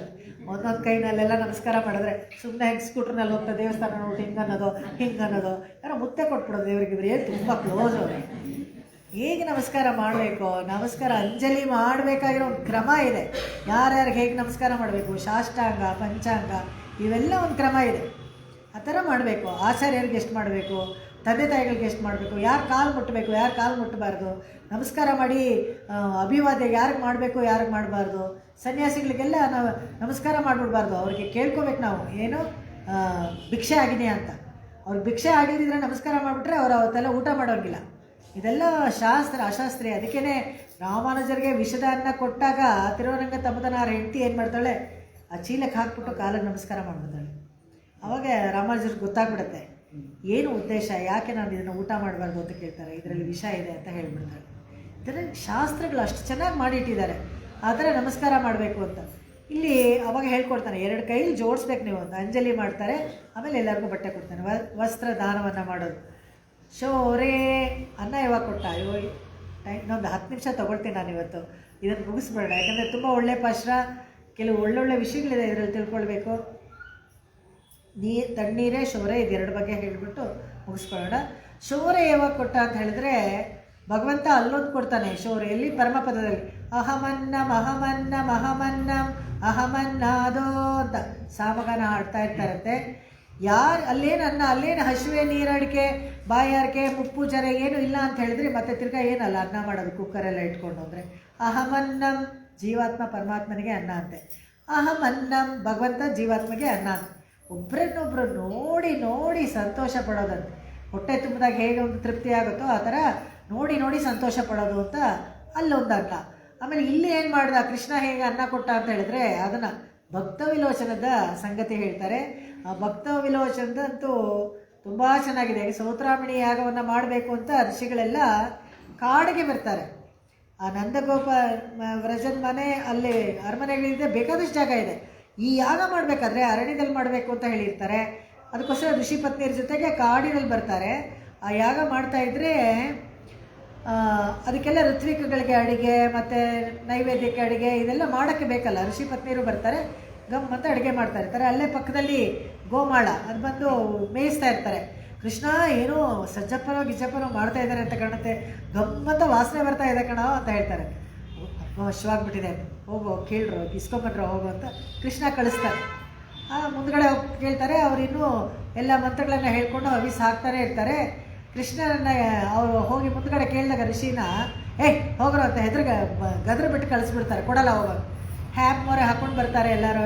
ಕೃಷ್ಣ ಕೊಡಲಿಲ್ಲ ಕಣೋ, ಇನ್ನೂ ಜಾಸ್ತಿ ಹಸಿವಾಯಿತು. ಅವ್ರು ಕೊಡಲಿಲ್ಲ ಅನ್ನೋದಕ್ಕೆ ಇನ್ನೂ ಸ್ವಲ್ಪ ಜಾಸ್ತಿ ಹಸಿವಾಯ್ತು ಅಂತೇಳಿ, ಇನ್ನೂ ಜಾಸ್ತಿ ಹಸಿವಾಯಿತು. ಎಲ್ಲೋ ಹೋದ್ರಿ ಅಂತ ಮುಂದ್ಗಡೆ ಹೋಗಿ ಕೇಳಿದ್ವಿ. ಆ ಋಷಿಗಳೆಲ್ಲ ಬೈದ್ಬಿಟ್ಟು, ಅವರನ್ಯಾಕೋ ಕೇಳಬೇಕು, ಹಿಂದ್ಗಡೆ ಹೋಗೋ ಪುರುಷ ಕಾರ್ಯ ಅಮ್ಮನವ್ರ ಮೂಲಕ ಹೋಗಿ ನಿಮಗೆಲ್ಲ ಆಗತ್ತೆ, ಹಿತ್ಲ ಕಡೆ ಹೋಗ್ರೋ ಕೊಡ್ತಾರೆ. ಕೃಷ್ಣ ಹೇಳ್ಕೊಡಿರೋ ದಾರಿ ಅಮ್ಮನವ್ರ ಮುಂದಿಟ್ಕೊಂಡು ಹೋಗಬೇಕು, ಅವಾಗಲೇ ನಮ್ಗೆ ಸಿಗೋದು. ಹಿತ್ಲ ಕಡೆಯಿಂದ ಹೋಗ್ತಾರೆ. ಹೋದಾಗ ಏನು ಅಂತ ಹೇಳ್ತಾರೆ, ಇಲ್ಲ ಕೃಷ್ಣನಿಗೂ ತುಂಬ ಹೊಟ್ಟೆ ಹಸಿವಂತೆ ಬೇಕು ಅಂತ. ಕೃಷ್ಣ ಅಂದ ತಕ್ಷಣ ಅವರೆಲ್ಲ ಕರ್ಗೋಗ್ಬಿಡ್ತಾರೆ. ಏನು ಬೇಕು ತಗೋ ಸಜ್ಜಪ್ಪ ತಗೋ ಇದು ತಗೋ ಅಂತೆಲ್ಲ ಕೊಡ್ತಾರೆ. ಎಲ್ಲ ತಿಂಡಿಗಳು ನೈವೇದ್ಯ ಇನ್ನೂ ಆಗಿಲ್ಲ, ಪುರೋಡಾಶಕ್ಕೆಲ್ಲ ರೆಡಿ ಮಾಡಿಟ್ಟಿದ್ದಾರೆ. ಎಲ್ಲ ಇವ್ರು ಕೊಟ್ಬಿಟ್ರು, ಸರಿ ತೊಗೊಂಡೋಗ್ತಾರೆ. ಎಲ್ಲ ತೃಪ್ತಿಯಾಗಿ ತಿಂತಾರೆ, ಖುಷಿ ಆಗ್ಬಿಡುತ್ತೆ ಕೃಷ್ಣ ಅವ್ರಿಗೆಲ್ಲನೂ. ಇಲ್ಲಿ ಋಷಿಗಳು ಎಲ್ಲ ಇನ್ನೇನು ಪೂರ್ಣಾವತಿಗೆ ರೆಡಿ ಆಗಬೇಕು, ಕರೀತಾರೆ ನೈವೇದ್ಯಕ್ಕೆ ತೊಗೊಂಡು ಬನ್ನಿ. ಋಷಿ ಪತ್ನಿಯರು ಏನಿದೆ ಎಲ್ಲ ಕೊಟ್ಬಿಟ್ಟಿದ್ದಾರೆ. ಯಾವುದನ್ನು ಕೊಡ್ತಾರೆ ನೈವೇದ್ಯಕ್ಕೆ? ಎಲ್ಲ ತಲೆ ತೆಗೆಸ್ಕೊಂಡು ನಿಂತ್ಕೊಂಡಿರುತ್ತೆ. ಋಷಿಗಳಿಗೆ ಗೊತ್ತಾಗೋಯ್ತು, ಓಹೋ ದೇವ್ರು ಕೊಡೋಕ್ಕೆ ಮುಂಚೆ ಯಾರಿಗೋ ಕೊಟ್ಬಿಟ್ಟಿದ್ದಾರೆ ಇವರು ಅಂತ ಹೇಳ್ಬಿಟ್ಟು ಶಾಪ ಕೊಡ್ತಾರೆ. ಏನೋ ಆಗ್ಬಿಡಿ ನೀವು ಅಂತ. ಏನೂ ಆಗಲ್ವಂತೆ, ಅವ್ರು ಶಾಪ ಫಲಿಸೋದೇ ಇಲ್ಲ. ಯಾಕೆಂತ ಹೇಳಿದ್ರೆ, ಯಾರಿಗೆ ಯಜ್ಞದ ಅಂತರ್ಯಾಮಿಯಾಗಿರೋ ದೇವರಿಗೆ ನೈವೇದ್ಯ ಮಾಡಬೇಕು ಅಂತ ಇಟ್ಕೊಂಡಿದ್ರು, ಡೈರೆಕ್ಟಾಗಿ ದೇವರಿಗೆ ಕೊಟ್ಟಿದ್ದಾರೆ ಅಲ್ಲಿ. ಅದಕ್ಕೋಸ್ಕರ ಏನೂ ಆಗಲಿಲ್ಲ. ಹಾಗೆ ಅಲ್ಲೂ ಒಂದು ಭಕ್ತ ವಿಲೋಚನದ ಸಂಗತಿ ಆಹಾರದ್ದು. ಇನ್ನೊಂದು, ನಾವು ಮೊನ್ನೆ ಕೂಡ ಕತೆ ಹೇಳಿದೆ, ಹೇಗೆ ದೂರ್ವಾಸರು ಒಂದು ಅಯುತ ಶಿಷ್ಯರನ್ನು ಕರ್ಕೊಂಡ್ಬಂದಿದ್ರು. ಇವಳು ಎಲ್ಲ ತೊಳೆದಿಟ್ಬಿಟ್ಟಿದ್ಲು ಅಕ್ಷಯ ಪಾತ್ರೆ, ಅದು ಮತ್ತೆ ಹೇಳೋದಿಲ್ಲ. ತೊಳೆದಿಟ್ಬಿಟ್ಲು, ಹಸಿವು ಅಂದ್ಕೊಂಡು ಬರ್ತಾನೆ ಕೃಷ್ಣ. ಸಣ್ಣದಾಗಿ ಒಂದು ಸೊಪ್ಪು ಅಂಟ್ಕೊಂಡಿರುತ್ತಂತೆ, ಅದನ್ನು ಜಗದು ತಿಂತಾನೆ. ತಾರಿಗೂ ಒಂದು ದೊಡ್ಡದಾಗಿ ತೆಗ್ತಾನೆ. ಅವನು ಹೊಟ್ಟೆ ತುಂಬಿದ್ರೆ ಎಲ್ಲರಿಗೂ ಹೊಟ್ಟೆ ತುಂಬಿದಾಗೆ. ಆ ಥರ ಅನ್ನದಾನ 10,000 ಜನ ಶಿಷ್ಯರಿಗೆ, ದೂರ್ವಾಸರಿಗೆ ಎಲ್ಲ ಕೊಡ್ತಾನೆ. ಅಲ್ಲಿ ನದಿನಲ್ಲಿ ಸ್ನಾನ ಮಾಡೋಕ್ಕೆ ಹೋದವ್ರಿಗೆಲ್ಲ ಹೊಟ್ಟೆ ಉಪ್ಪರಿಸ್ಕೊಂಡ್ಬಿಡತ್ತಂತೆ. ಇನ್ನು ಒಂದು ತೊಟ್ಟು ನೀರು ಕೂಡ ಕುಡಿಯೋಕ್ಕಾಗಲ್ಲ ನಮಗೆ ಅಂತ ಹೇಳ್ಬಿಟ್ಟು ಎಲ್ಲ ಹಾಗೆ ವಾಪಸ್ ಹೋಗ್ತಾರೆ. ದೂರ್ವಾಸರು ಶಾಪ ಕೊಡಬೇಕು ಅಂತ ಇದ್ದವ್ರನ್ನ ಹೋಗಿ ಹರಿಸ್ಬಿಟ್ಟು ಹೋಗ್ತಾರೆ ಯುಧಿಷ್ಠಿರನ. ಈ ಥರ ಶೋರೆ ತಣ್ಣೀರೇ ಅಂತ ಹೇಳಿದ್ರೆ ನಂದಗೋಪಾಲ ಅಲ್ಲಲ್ಲೇ ಅರವಟ್ಟಿಗೆ ಅಂತ ಹೇಳ್ತಾರೆ. ಅರವಟ್ಟಿಗೆ ಹಾಕೋದು ಇಲ್ಲ, ನಾರ್ತ್ ಇಂಡಿಯಲ್ಲಿ ಇವಾಗಲೂ ಉಂಟು. ತುಂಬ ಅಲ್ಲಲ್ಲೇ ಈ ಮಡಕೆಗಳಲ್ಲಿ ತಣ್ಣೀರು ಬಟ್ಟೆ ಹಾಕಿಟ್ಟಿರ್ತಾರೆ ನೀರು ಕುಡಿಯೋಕ್ಕೆ. ಒಳ್ಳೆ ಗುಡ್ ವಾಟರ್, ಪಾಟಬಲ್ ವಾಟರ್ ಆ ಥರದ್ದು ಇಟ್ಟಿರ್ತಾರೆ. ಅರವಟ್ಟಿಗೆನೇ ಏರ್ಪಡಿಸೋದುಂಟು. ಕ್ಷಾಮಗಳಲ್ಲಿ ಬೇಸಿಗೆನಲ್ಲಂತೂ ತುಂಬ ಇಟ್ಟಿರ್ತಾರೆ. ಯಾವುದು ಪ್ರಾಣಿಗಳಿಗೆ ಬೇರೆ ತೊಟ್ಟಿನಲ್ಲಿ ನೀರು ಇಡ್ತಾರೆ, ಮನುಷ್ಯರಿಗೂ ಇಡ್ತಾರೆ. ಯಾರನ್ನೋ ಒಂದು ಲೋಟ ನೀರು ಕೊಡಿ ಅಂತ ಕೇಳೋಂಗಿಲ್ಲ. ಕೇಳಿದ್ರೆ ಇಲ್ಲ, ಒಂದು ಲೋಟ ಲೀಟ್ರು ಒಂದು ಲೀಟ್ರ್ ನೀರಿಗೆ 13 ರೂಪಾಯಿ. ಸುಮ್ಮನೆ ಬಾಟ್ಲಲ್ಲಿ ಯಾರು ಕೊಡ್ತಾರೆ? ಎಲ್ಲ ಫಿಲ್ಟರ್ ಮಾಡಿ ಇಟ್ಕೊಂಡಿರ್ತಾರಲ್ಲ, ಆ ಥರ ಕಾಲ ಅಲ್ಲ ಅದು. ಯಾವುದನ್ನು ಕ್ರಯಕ್ಕೆ ಮಾರ್ತಾ ಇರಲಿಲ್ಲ, ಆದರೆ ಧಾರಾಳವಾಗಿ ಇಟ್ಟಿದ್ದಂತೆ. ಸರಿ, ಹಾಗಾದರೆ ಭಗವಂತ ಯಾವಾಗ ತಣ್ಣೀರನ್ನು ಕೊಟ್ಟ ಅಂತ ಹೇಳಿದ್ರೆ, ಕುರುಕ್ಷೇತ್ರ ಯುದ್ಧದಲ್ಲಿ ಯುದ್ಧ ಭೂಮಿನೇ ಸೆಲೆಕ್ಟ್ ಮಾಡ್ಕೊಂಡಿದ್ದೆ ಅವರು. ಶಮಂತ ಪಂಚಕ ಕೊಳಗಳಿತ್ತಲ್ಲ ಅಲ್ಲಿ, ಈಗಲೂ ಇದೆ, ತುಂಬ ಚೆನ್ನಾಗಿದೆ. ಬ್ರಹ್ಮ ಸರೋವರ ಅಂತ ಅದಕ್ಕೆ ಹೆಸರು. ಎಷ್ಟು ಕ್ರಿಸ್ಟಲ್ ಕ್ಲಿಯರಾಗಿ ಇಟ್ಟಿದ್ದಾರೆ ಅಂತ ಹೇಳಿದ್ರೆ UP ಗೌರ್ಮೆಂಟ್ ಅವರು ಖುಷಿಯಾಗುತ್ತೆ. ಸ್ನಾನ ಮಾಡ್ಕೊಂಡು ಬರಬೇಕು. ಹೇಗೆ ಅಂದರೆ ರಕ್ತಸಿಕ್ತವಾಗಿಬಿಟ್ಟಿತ್ತು ಅದು. ಯಾವಾಗ ಪರಶುರಾಮರು 21 ಆವರ್ತಿ ಎಲ್ಲ ಕೆಟ್ಟ ಕ್ಷತ್ರಿಯರನ್ನ ಸಾಯಿಸೋದು, ಅಲ್ಲಿ ಬಂದು ತೊಳ್ಕೊಳ್ಳೋದು ಕೊಡ್ಲಿನ ಶಮಂತ ಪಂಚಕದಲ್ಲಿ. ಹೆಪ್ಪು ಕಟ್ಕೊಂಡ್ಬಿಡ್ತಂತೆ ಆ ಶಮಂತ ಪಂಚಕ. ಆವಾಗ ದೋಷ ಬಂದ್ಬಿಡ್ತೀವಿ ಅವ್ರಿಗೆ, ಬ್ರಹ್ಮಹತ್ಯೆ ದೋಷ ಪರಶುರಾಮರಿಗೆ. ಅದನ್ನು ಕಳ್ಕೊಳ್ಳೋಕ್ಕೋಸ್ಕರ ಕಶ್ಯಪರನ್ನು ಕರೆಸಿ ವಿಶ್ವಜಿತ್ ಯಾಗ ಒಂದು ಮಾಡ್ತಾರೆ. ಆ ಯಾಗ ಪೂರ್ಣ ಆಗ್ತಾ ಇದ್ದಂಗೆ ನೋಡ್ತಿದ್ದಂಗೆ ಆ ನೀರೆಲ್ಲ ಕ್ಲಿಯರಾಗಿ ಆಗುತ್ತೆ. ರಕ್ತ ಹೆಪ್ಪು ಕಟ್ಕೊಂಡಿದ್ದಲ್ಲ ಕ್ಲಿಯರ್ ಆಗುತ್ತೆ. ಕಶ್ಯಪರಿಗೆ ಭೂಮಿಯನ್ನು ದಾನವಾಗಿ ದಕ್ಷಿಣೆಯಾಗಿ ಕೊಟ್ಬಿಟ್ಟು ಹೊರಟೋಗ್ತಾರೆ. ಅದು ಹಳೇದು. ಇವಾಗ ಶಮಂತ ಪಂಚಕದ ಹತ್ರ ಯಾಕೆ ಕುರುಕ್ಷೇತ್ರ ಯುದ್ಧ ಭೂಮಿನ ಸೆಲೆಕ್ಟ್ ಮಾಡ್ಕೊಳ್ತಾರೆ ಅಂತ ಹೇಳಿದ್ರೆ, 18 ಅಕ್ಷೋಹಿಣಿನ ಕುದುರೆಗಳಿಗೆ, ಆನೆಗಳಿಗೆ, ಆ ಕಾಲಾಳಿಗೆ, ಆ ರಥಗಳನ್ನು ತೊಳೆಯೋಕ್ಕೆ ಇದಿಷ್ಟಕ್ಕೂ ನೀರು ಬೇಕಲ್ಲ. ಎಷ್ಟು ದಿನ 18 ದಿವಸ ಯುದ್ಧ ಆಯಿತು. ಎಷ್ಟು ದಿನ ಯುದ್ಧ ಆಗುತ್ತೆ ಅಂತ ಗೊತ್ತಿರಲಿಲ್ವಲ್ಲ. ಅದಕ್ಕೋಸ್ಕರ ನೀರು ಧಾರಾಳವಾಗಿರೋ ಕಡೆ ಮಾಡಬೇಕು.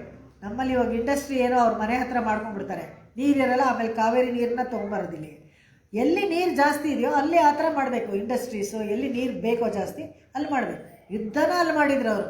ಯಾಕಂದರೆ ನೀರು ಸೌಕರ್ಯ ಚೆನ್ನಾಗಿದೆ, ಪ್ರಾಣಿಗಳಿಗೆ ಅಂತ. ಹಾಗಿದ್ದಾಗ್ಲೂ ಈ ಯುದ್ಧದ ಮಧ್ಯದಲ್ಲಿ ಕುದುರೆಗಳು ಓಡ್ಕೊಂಡು ಎಲ್ಲ ತುಂಬ ದಣವಾಗಿಬಿಟ್ಟಿರ್ತಲ್ಲ, ಅವಾಗ ಏನು ಮಾಡ್ತಾನಂತೆ ಈ ಕೃಷ್ಣ ಈ ಕುದುರೆಗಳಿಗೋಸ್ಕರ ವಾರುಣಾಸ್ತ್ರವನ್ನು ಹಾಕ್ತಾನೆ.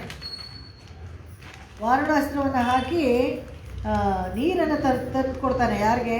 ಪೆರಿಯಾಳ್ವಾರ್ ತುಂಬ ಚೆನ್ನಾಗಿ ಅದನ್ನು ಅವ್ರ ಹಾಡಲ್ಲಿ ಬರೀತಾರೆ. ಇವಾಗ ಮುಂದಕ್ಕೆ ಬರೋದೆಲ್ಲ ಆಳ್ವಾರು ಬರೆದಿರೋವಂಥ ಪದ್ಯಗಳನ್ನು ನಾವು ಓದ್ಕೋಬೇಕು. ಎಷ್ಟು ಚೆನ್ನಾಗಿ 4000 ದಿವ್ಯ ಪ್ರಬಂಧನಲ್ಲಿ ಎಲ್ಲವನ್ನು ತೋರಿಸ್ತಾರೆ. ಮನ್ನರ್ ಮರುಹ ಮೈಥುನನ್ಮಾರ್ಕ್ ஒரு தேரின் மேல் ಮುನ್ನಂಗ ನಿಂದ್ರ ಮೋಳೆ ಏಳುವಿತ್ತವನ್ ಮಲೈ ಅಂತ. ಯಾರಿಗೋಸ್ಕರ?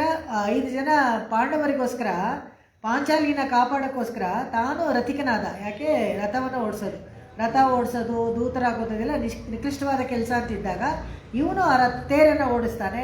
ಮುನ್ನಂಗ ನಿಂದ್ರೆ ಆ ಕುದುರೆಗಳಿಗೆಲ್ಲ ಬಾಯಾರಿಕೆ ಆಗ್ಬಿಡುತ್ತೆ, ಇನ್ನೂ ಆ ಕೊಳದು ಹೊರಗೆ ಹೋಗೋಷ್ಟೊತ್ತಿಗೆ ಸುಸ್ತಾಗ್ಬಿಡುತ್ತೆ ಅಂದಾಗ ವಾರುಣಾಸ್ತ್ರ ಹಾಕಿ ಅಲ್ಲಿಂದ ಒಂದು ಚಿಲುಮೆ ಬರೆಸ್ತಾನೆ.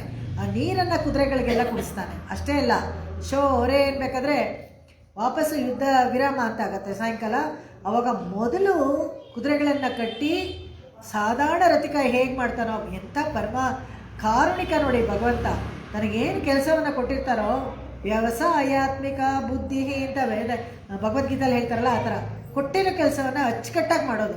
ರಥಿಕನಾಗಿದ್ದಾಗ ಕೂಡ ಕುದುರೆಯನ್ನು ಸರಿಯಾಗಿ ಲಾಯಕ್ಕೆ ಕಟ್ಟಿ ಆ ಹುಲ್ಲನ್ನು ಕೊಟ್ಟು ಹುರುಳಿಯನ್ನು ಮೇಯಿಸಿ ಅದಕ್ಕೆ ಹಾಗೆ ತಟ್ಕೊಡ್ತಾ ಇದ್ದಂತೆ. ಎಲ್ಲಾದರೂ ಗಾಯ ಆಗಿದರೆ ಅದಕ್ಕೆಲ್ಲ ಔಷಧಿ ಹಚ್ಚಿ ಒಂದು ಸತಿ ಸವರ್ಬಿಟ್ಟು ಆಮೇಲೆ ಹೋಗಿ ತಾನು ಊಟ ಮಾಡ್ತಾ ಇದ್ದಂತೆ ಕೃಷ್ಣ. ಈ ಥರ ಶೌರೇ ಅನ್ನೋದು ಆ ಥರ ಎಲ್ಲರಿಗೂ ಒಂದು ನೋಡ್ಕೊಳ್ಳೋವಂಥದ್ದು ಭಗವಂತ. ಅವರಿಗೆ ಊಟ ಅನ್ನ ಅದ್ಭವತಿ ಭೂತಾನಿ ಪರ್ಜನ್ಯಾತ್ ಅನ್ನ ಸಂಭವ. ಪ್ರತಿಯೊಂದು ಭೂತಗಳಿಗೂ ಜೀವ ಇರುವಂಥ ಆತ್ಮಗಳಿಗೆಲ್ಲನೂ ಅನ್ನ ಆಹಾರ ಅಂತ ಒಂದು ಬೇಕು. ಇರುವೆಗಿರುವೆ ಆಹಾರ, ಆನೆಗೆ ಆನೆ ಆಹಾರ ಎಲ್ಲನೂ. ಯಾರು ಇದನ್ನೆಲ್ಲ ಏರ್ಪಡಿಸ್ಕೊಡೋದು? ಭಗವಂತ. ಎಷ್ಟು ಜಲಚರ, ಎಷ್ಟು ಮೊಸಳೆಗಳು, ಅವಕ್ಕೇನು ತಿನ್ನಬೇಕು, ಎಷ್ಟು ಲೆವೆಲ್ಸಲ್ಲಿ ಆಹಾರವನ್ನು ಹೇಗೆ ಏರ್ಪಾಡು ಮಾಡಿಕೊಡ್ತಾನೆ ಸಮುದ್ರದಲ್ಲಿ ಅಂತ ಹೇಳಿದ್ರೆ, ಒಂದೊಂದು ಸಮುದ್ರದ ಲೆವೆಲಲ್ಲಿ ಆಕ್ಸಿಜನ್ ಕಂಟೆಂಟು ಬೇರೆ ಬೇರೆಯಾಗಿರುತ್ತೆ. ಅಲ್ಲಿ ಬೇರೆ ಬೇರೆ ಮೀನುಗಳು ಆ ಸರಹದ್ದನ್ನು ಮೀರಿ ಹೋಗಿ ಇರೋಕ್ಕಾಗಲ್ಲ. ಜಾಸ್ತಿ ಇರೋ ಕಡೆ ಹೋದರೆ ಅವು ಸತ್ತೋಗ್ಬಿಡುತ್ತೆ. ಅದು ಈ ಲೆವೆಲಲ್ಲೇ ಇರುತ್ತೆ. ಈ ಲೆವೆಲಲ್ಲಿ ತಿನ್ನೋವಂಥ ಬೇರೆ ದೊಡ್ಡ ಮೀನುಗಳು ಅಲ್ಲೇ ಓಡಾಡ್ತಾ ಇದೆ. ಸೊ ಅದಕ್ಕೆ ಆಹಾರ ಏರ್ಪಾಡು ಮಾಡಿರ್ತಾನೆ. ನಾನೊಂದು ಸತಿ ಈ ಕ್ರೊಕೊಡೈಲ್ ಪಾರ್ಕ್ಗೆ ಹೋದೆ. ಹೇಗೆ ಅಂತ ಹೇಳಿದ್ರೆ ಅದಕ್ಕೆ ಆಹಾರ ಕೊಡೋ ಟೈಮ್ 12 ಗಂಟೆ ಏನೋ. ದೊಡ್ಡದಾಗಿ ಈ ಬುಟ್ಟಿನಲ್ಲಿ ಮಾಂಸ ಎಲ್ಲ ತೊಗೊಂಡು ಬರ್ತಾಯಿದ್ರೆ ಈ ಕಾಗೆಗಳು ಹತ್ತುಗಳು ಎಲ್ಲ ಹೇಗೆ ಒಂದು ಗುಂಪು ಥರ ಬರ್ತಾಯಿತ್ತು. ಅದೇ ಭಗವಂತ ಆಹಾರವನ್ನು ಏರ್ಪಡಿಸ್ಕೊಟ್ಟಿದ್ರೆ ನೀರಲ್ಲಿ ಎಷ್ಟು ಮುಚ್ಕೊಂಡಿರುತ್ತೆ, ಅವೇ ಹುಡ್ಕೊಳ್ಳುತ್ತೆ, ತಿನ್ಕೊಳ್ಳುತ್ತೆ. ನಾವು ಕೃತಕವಾಗಿ ಕೊಡಬೇಕು ಅಂದರೆ ಕೋಲಿ ಇಟ್ಕೊಂಡು ಓಡಿಸ್ತಾ ಇರಬೇಕು ಕಾಗೆನ, ಇವುಗಳಿಗೆ ಕೊಡಬೇಕು. ಕೊಟ್ಟಿದ ತಕ್ಷಣ ಹಾಗೆ ದಬ ಅಂತ ಬಂದು ಒಂದಕ್ಕೊಂದು ಕಿತ್ತಾಡ್ಕೊಂಡು ತಿನ್ನತ್ವೆ. ಆ ಭಗವಂತ ಆಹಾರವನ್ನು ಏರ್ಪಡಿಸ್ಕೊಟ್ಟಾಗ ಎಷ್ಟು ಇದು ಸುಲಭವಾಗಿ ಎಲ್ಲರಿಗೂ ದೊರಕತ್ತೆ. ಶೋರೆ. ಆಮೇಲೆ ಸ್ವಾಪದೇಶ ಅರ್ಥದಲ್ಲಿ ಅಂಬರಮೇ ಅನ್ನೋಕ್ಕೆ ವೈಕುಂಠವನ್ನು ಹೇಳ್ತಾರೆ, ಶೋರೆ ಅನ್ನೋಕ್ಕೆ ಸಾಮಗಾನವನ್ನು ಹೇಳ್ತಾರೆ. ವೇದ ಅಲ್ಲಿ ವೈಕುಂಠದಲ್ಲಿ ಹೇಳೋ ಸಾಮಗಾನವನ್ನು ಹೇಳ್ತಾರೆ. ತಣ್ಣೀರೇ ಅಂತ ಹೇಳೋಕ್ಕೆ ವಿರಜಾ ನದಿನ ಹೇಳ್ತಾರೆ. ವಿರಜಾ ನದಿನ ದಾಟಿದಾಗ ಆ ತಣ್ಣಗೆ ಸ್ಪರ್ಶ ಆಗುತ್ತಲ್ಲ, ರಜಸ್ಸು ತಮಸ್ಸು ಏನಾದರೂ ಒಂದು ಚೂರು ಅಂಟ್ಕೊಂಡಿದ್ರೆ ಕೂಡ ಅದೆಲ್ಲ ಹೋಗ್ಬಿಡುತ್ತೆ.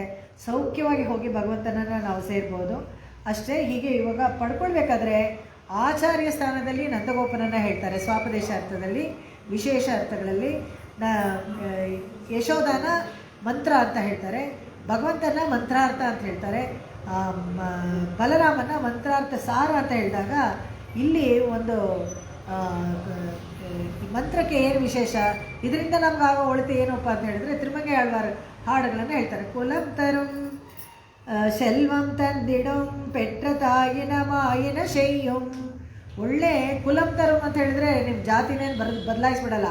ಆಧಾರ್ ಕಾರ್ಡ್ ತೊಗೊಂಡೋಗಿ ಕಾರ್ಪೊರೇಷನ್ ಆಫೀಸಲ್ಲಿ ನೀವು ಯಾವುದೋ ಜಾತಿಲಿ ಹುಟ್ಟಿದ್ರೆ ಇನ್ನೊಂದು ಜಾತಿ ಅಂತ ಬರ್ಸಲ್ಲ, ಅದಲ್ಲ. ಕುಲಂ ತರಂ ಅಂತ ಹೇಳಿದ್ರೆ ವೈಷ್ಣವ ಕುಲ, ವೈಷ್ಣವತ್ವ ಬರುತ್ತೆ ನಮಗೆ. ಭಗವಂತನನ್ನು ಹೋಗಿ ಸೇರಕ್ಕೆ ನಮಗೆ ಬೇಕಾಗಿರುವಂಥ ಮೊದಲ ಗಾಯತ್ರಿ ಮಂತ್ರ ನಮಗೆ ಬ್ರಹ್ಮಜ್ಞಾನವನ್ನು ಕೊಡುತ್ತೆ.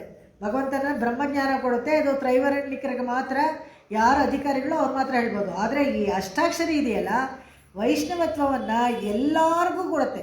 No age bar, no gender bar, no caste, ಏನು ಕ್ಯಾಸ್ಟ್ ಕ್ರೀಡ್ ಏನು ಬಾರಿಲ್ಲ. ಯಾರಿಗೆ ಬೇಕೋ ಅವರು ಅದನ್ನೆಲ್ಲ ಪಡ್ಕೋಬೋದು. ಇದರಿಂದ ಏನು ನಮಗೆ ಸೌಖ್ಯ ಉಂಟಾಗತ್ತೆ ಅಂತ ಹೇಳಿದ್ರೆ ಕುಲಂ ತರಂ ವೈಷ್ಣವತ್ವವನ್ನು ಕೊಡುತ್ತೆ. ಆಮೇಲೆ ಶೆಲ್ವಂ ತಂದಿಡಂ, ಯಾರಿಗಾದ್ರೂ ದುಡ್ಡು ಕಾಸು ಬೇಕು, ಒಳ್ಳೆ ಹುದ್ದೆ ಬೇಕು, ಒಳ್ಳೆ ಗಂಡ ಬೇಕು, ಒಳ್ಳೆ ಹೆಂಡತಿ ಬೇಕು ಅಂತಿದ್ರೆ ಸಂಕಲ್ಪ ಮಾಡ್ಕೊಂಡು ಜಪ ಮಾಡಿದ್ರೆ ಅಷ್ಟಾಕ್ಷರಿ ಖಂಡಿತವಾಗ್ಲೂ ಸಿದ್ಧಿಯಾಗುತ್ತೆ. ಪರೀಕ್ಷೆ ಮಾಡಿ ನೋಡಿ ಬೇಕಾದ್ರೆ ಉಪದೇಶ ಪಡ್ಕೊಂಡು ನಿಮ್ಮ ಕೆಲಸ ಸಿದ್ಧಿ ಆಗದೆ ಹೋದರೆ ಭಗವಂತನಿಗೆ ಕಂಪ್ಲೇಂಟ್ ಮಾಡಿ, ಬರ್ತಾನೆ ಸಾಲ್ವ್ ಮಾಡೋಕ್ಕೆ. ಸಾಲ್ವ್ ಆಗಿರುತ್ತೆ. ಯಾಕಂದರೆ ಅಂಥ ಒಂದು ಶಕ್ತಿ ಇರುವಂಥ ಒಂದು ಮಂತ್ರ ಅಷ್ಟಾಕ್ಷರಿ. ಸುಲಭವಾಗಿ ಹೇಳ್ಬೋದು, ಸುಲಭವಾಗಿ ಪಡ್ಕೊಳ್ಬೋದು, ಸುಲಭವಾಗಿ ಹೇಳ್ಬೋದು. ಅದನ್ನು ಹೇಳ್ತಾರೆ, ಪೆಟ್ಟ ತಾಯಿನು ಮಾಯಿನ ತಾಯಿ ಹೇಗೆ ನೋಡ್ಕೊಳ್ತಾಳೋ ಮಕ್ಕಳನ್ನು ಆ ಥರ ಕಾಪಾಡತ್ತಂತೆ ಅಷ್ಟಾಕ್ಷರಿ.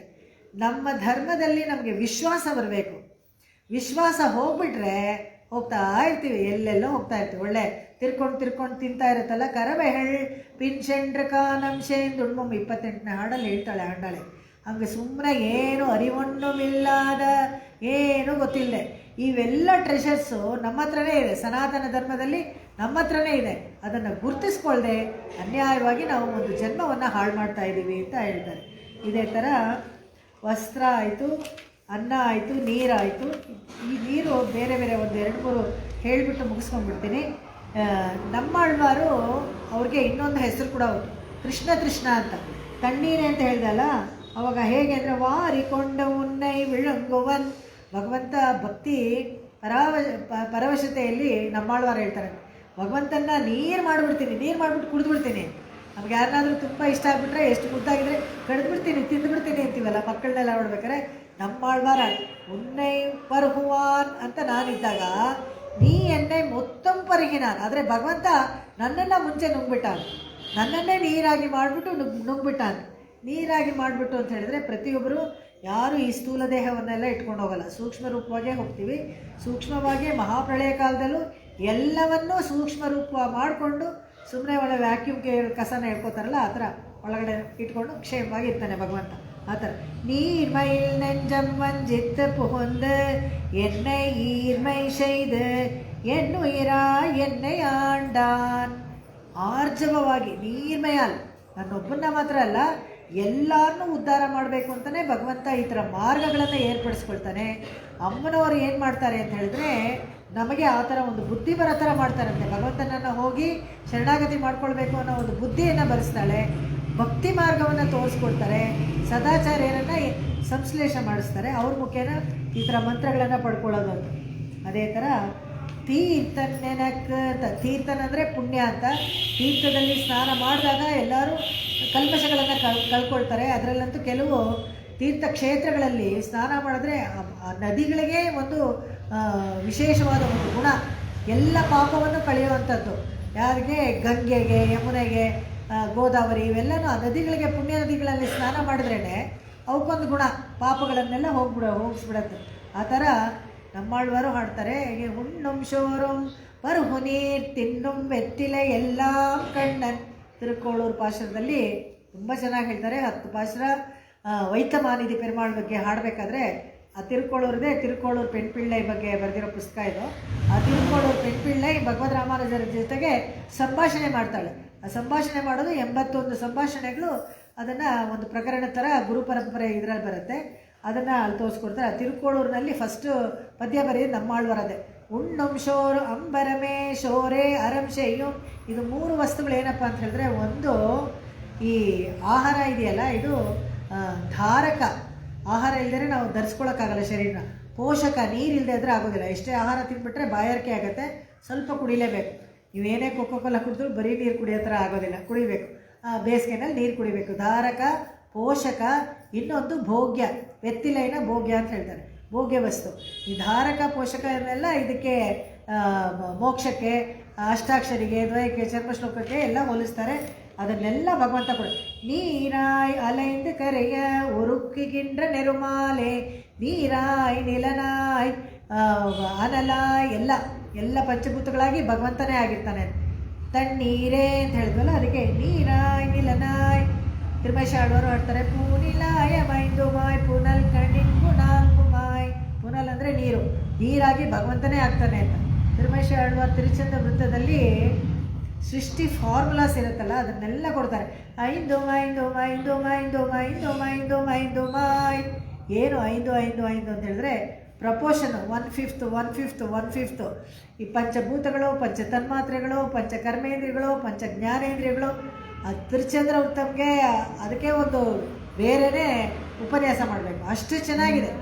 4000 ದಿವ್ಯ ಪ್ರಬಂಧಗಳನ್ನೆಲ್ಲ ಅರ್ಥ ಸಮೇತ ಅನುಸಂಧಾನ ಮಾಡಿದ್ರೆ ಒಳ್ಳೆ ಕಳ್ಳು ಕುಡ್ದಂಗೆ, ಅದನ್ನು ಬಿಡೋದೇ ಇಲ್ಲ. ಆಮೇಲೆ ಅಷ್ಟು ಇಟ್ ಬಿಕಮ್ ಅಡಿಕ್ಷನ್ ಅದು. ಆ ಥರ ಅನೇಕ ಅರ್ಥಗಳನ್ನು ತೋರಿಸ್ಕೊಡ್ತಾರೆ. ಹೀಗೆ எம்பெருமாட்டி யசோதாரிவராய் அம்பரமூடரத்து ஓங்கி உலகளந்த உம்பர் கோமானே உறங்காதெழுந்திராய் செண்பொன்கழலடி செல்வா பலதேவா உம்பியும் நீயும் உறங்கேலோரெம்பாவாய். ಶತಮಕಮಣಿ ನೀಲಾ ಚಾರು ಕಲ್ಹಾರ ಹಸ್ತ ಸ್ತನಭರ ನಮಿತಾಂಗಿ ಸಾಂದ್ರ ವಾತ್ಸಲ್ಯ ಸಿಂಧು ಅಲಕ ವಿನಿಹಿತ ವಿಸ್ರಗ್ಭಿರಾ ಕೃಷ್ಣನಾಥ விலசது ஹிருதிகோதா விஷ்ணு சித்தாத்மஜானஹ வேயர் புகழ் வில்லி புத்தூராடி பூரம் மேல்மேலும் மிக விளங்க விஷ்ணு சித்தர் தூய திருமகளாய் வந்து அரங்கனார்க்கு துழாள் மாலே முடிசூடி கொடுத்த மாதே நேயமுடன் திருப்பாவை பாட்டாரைந்தும் நீயுரைத்த தையரு திங்கள் பாமாலை ஆழப்புகழ் 143 அன்புடனே அடியேன கருள் செய் நீயே.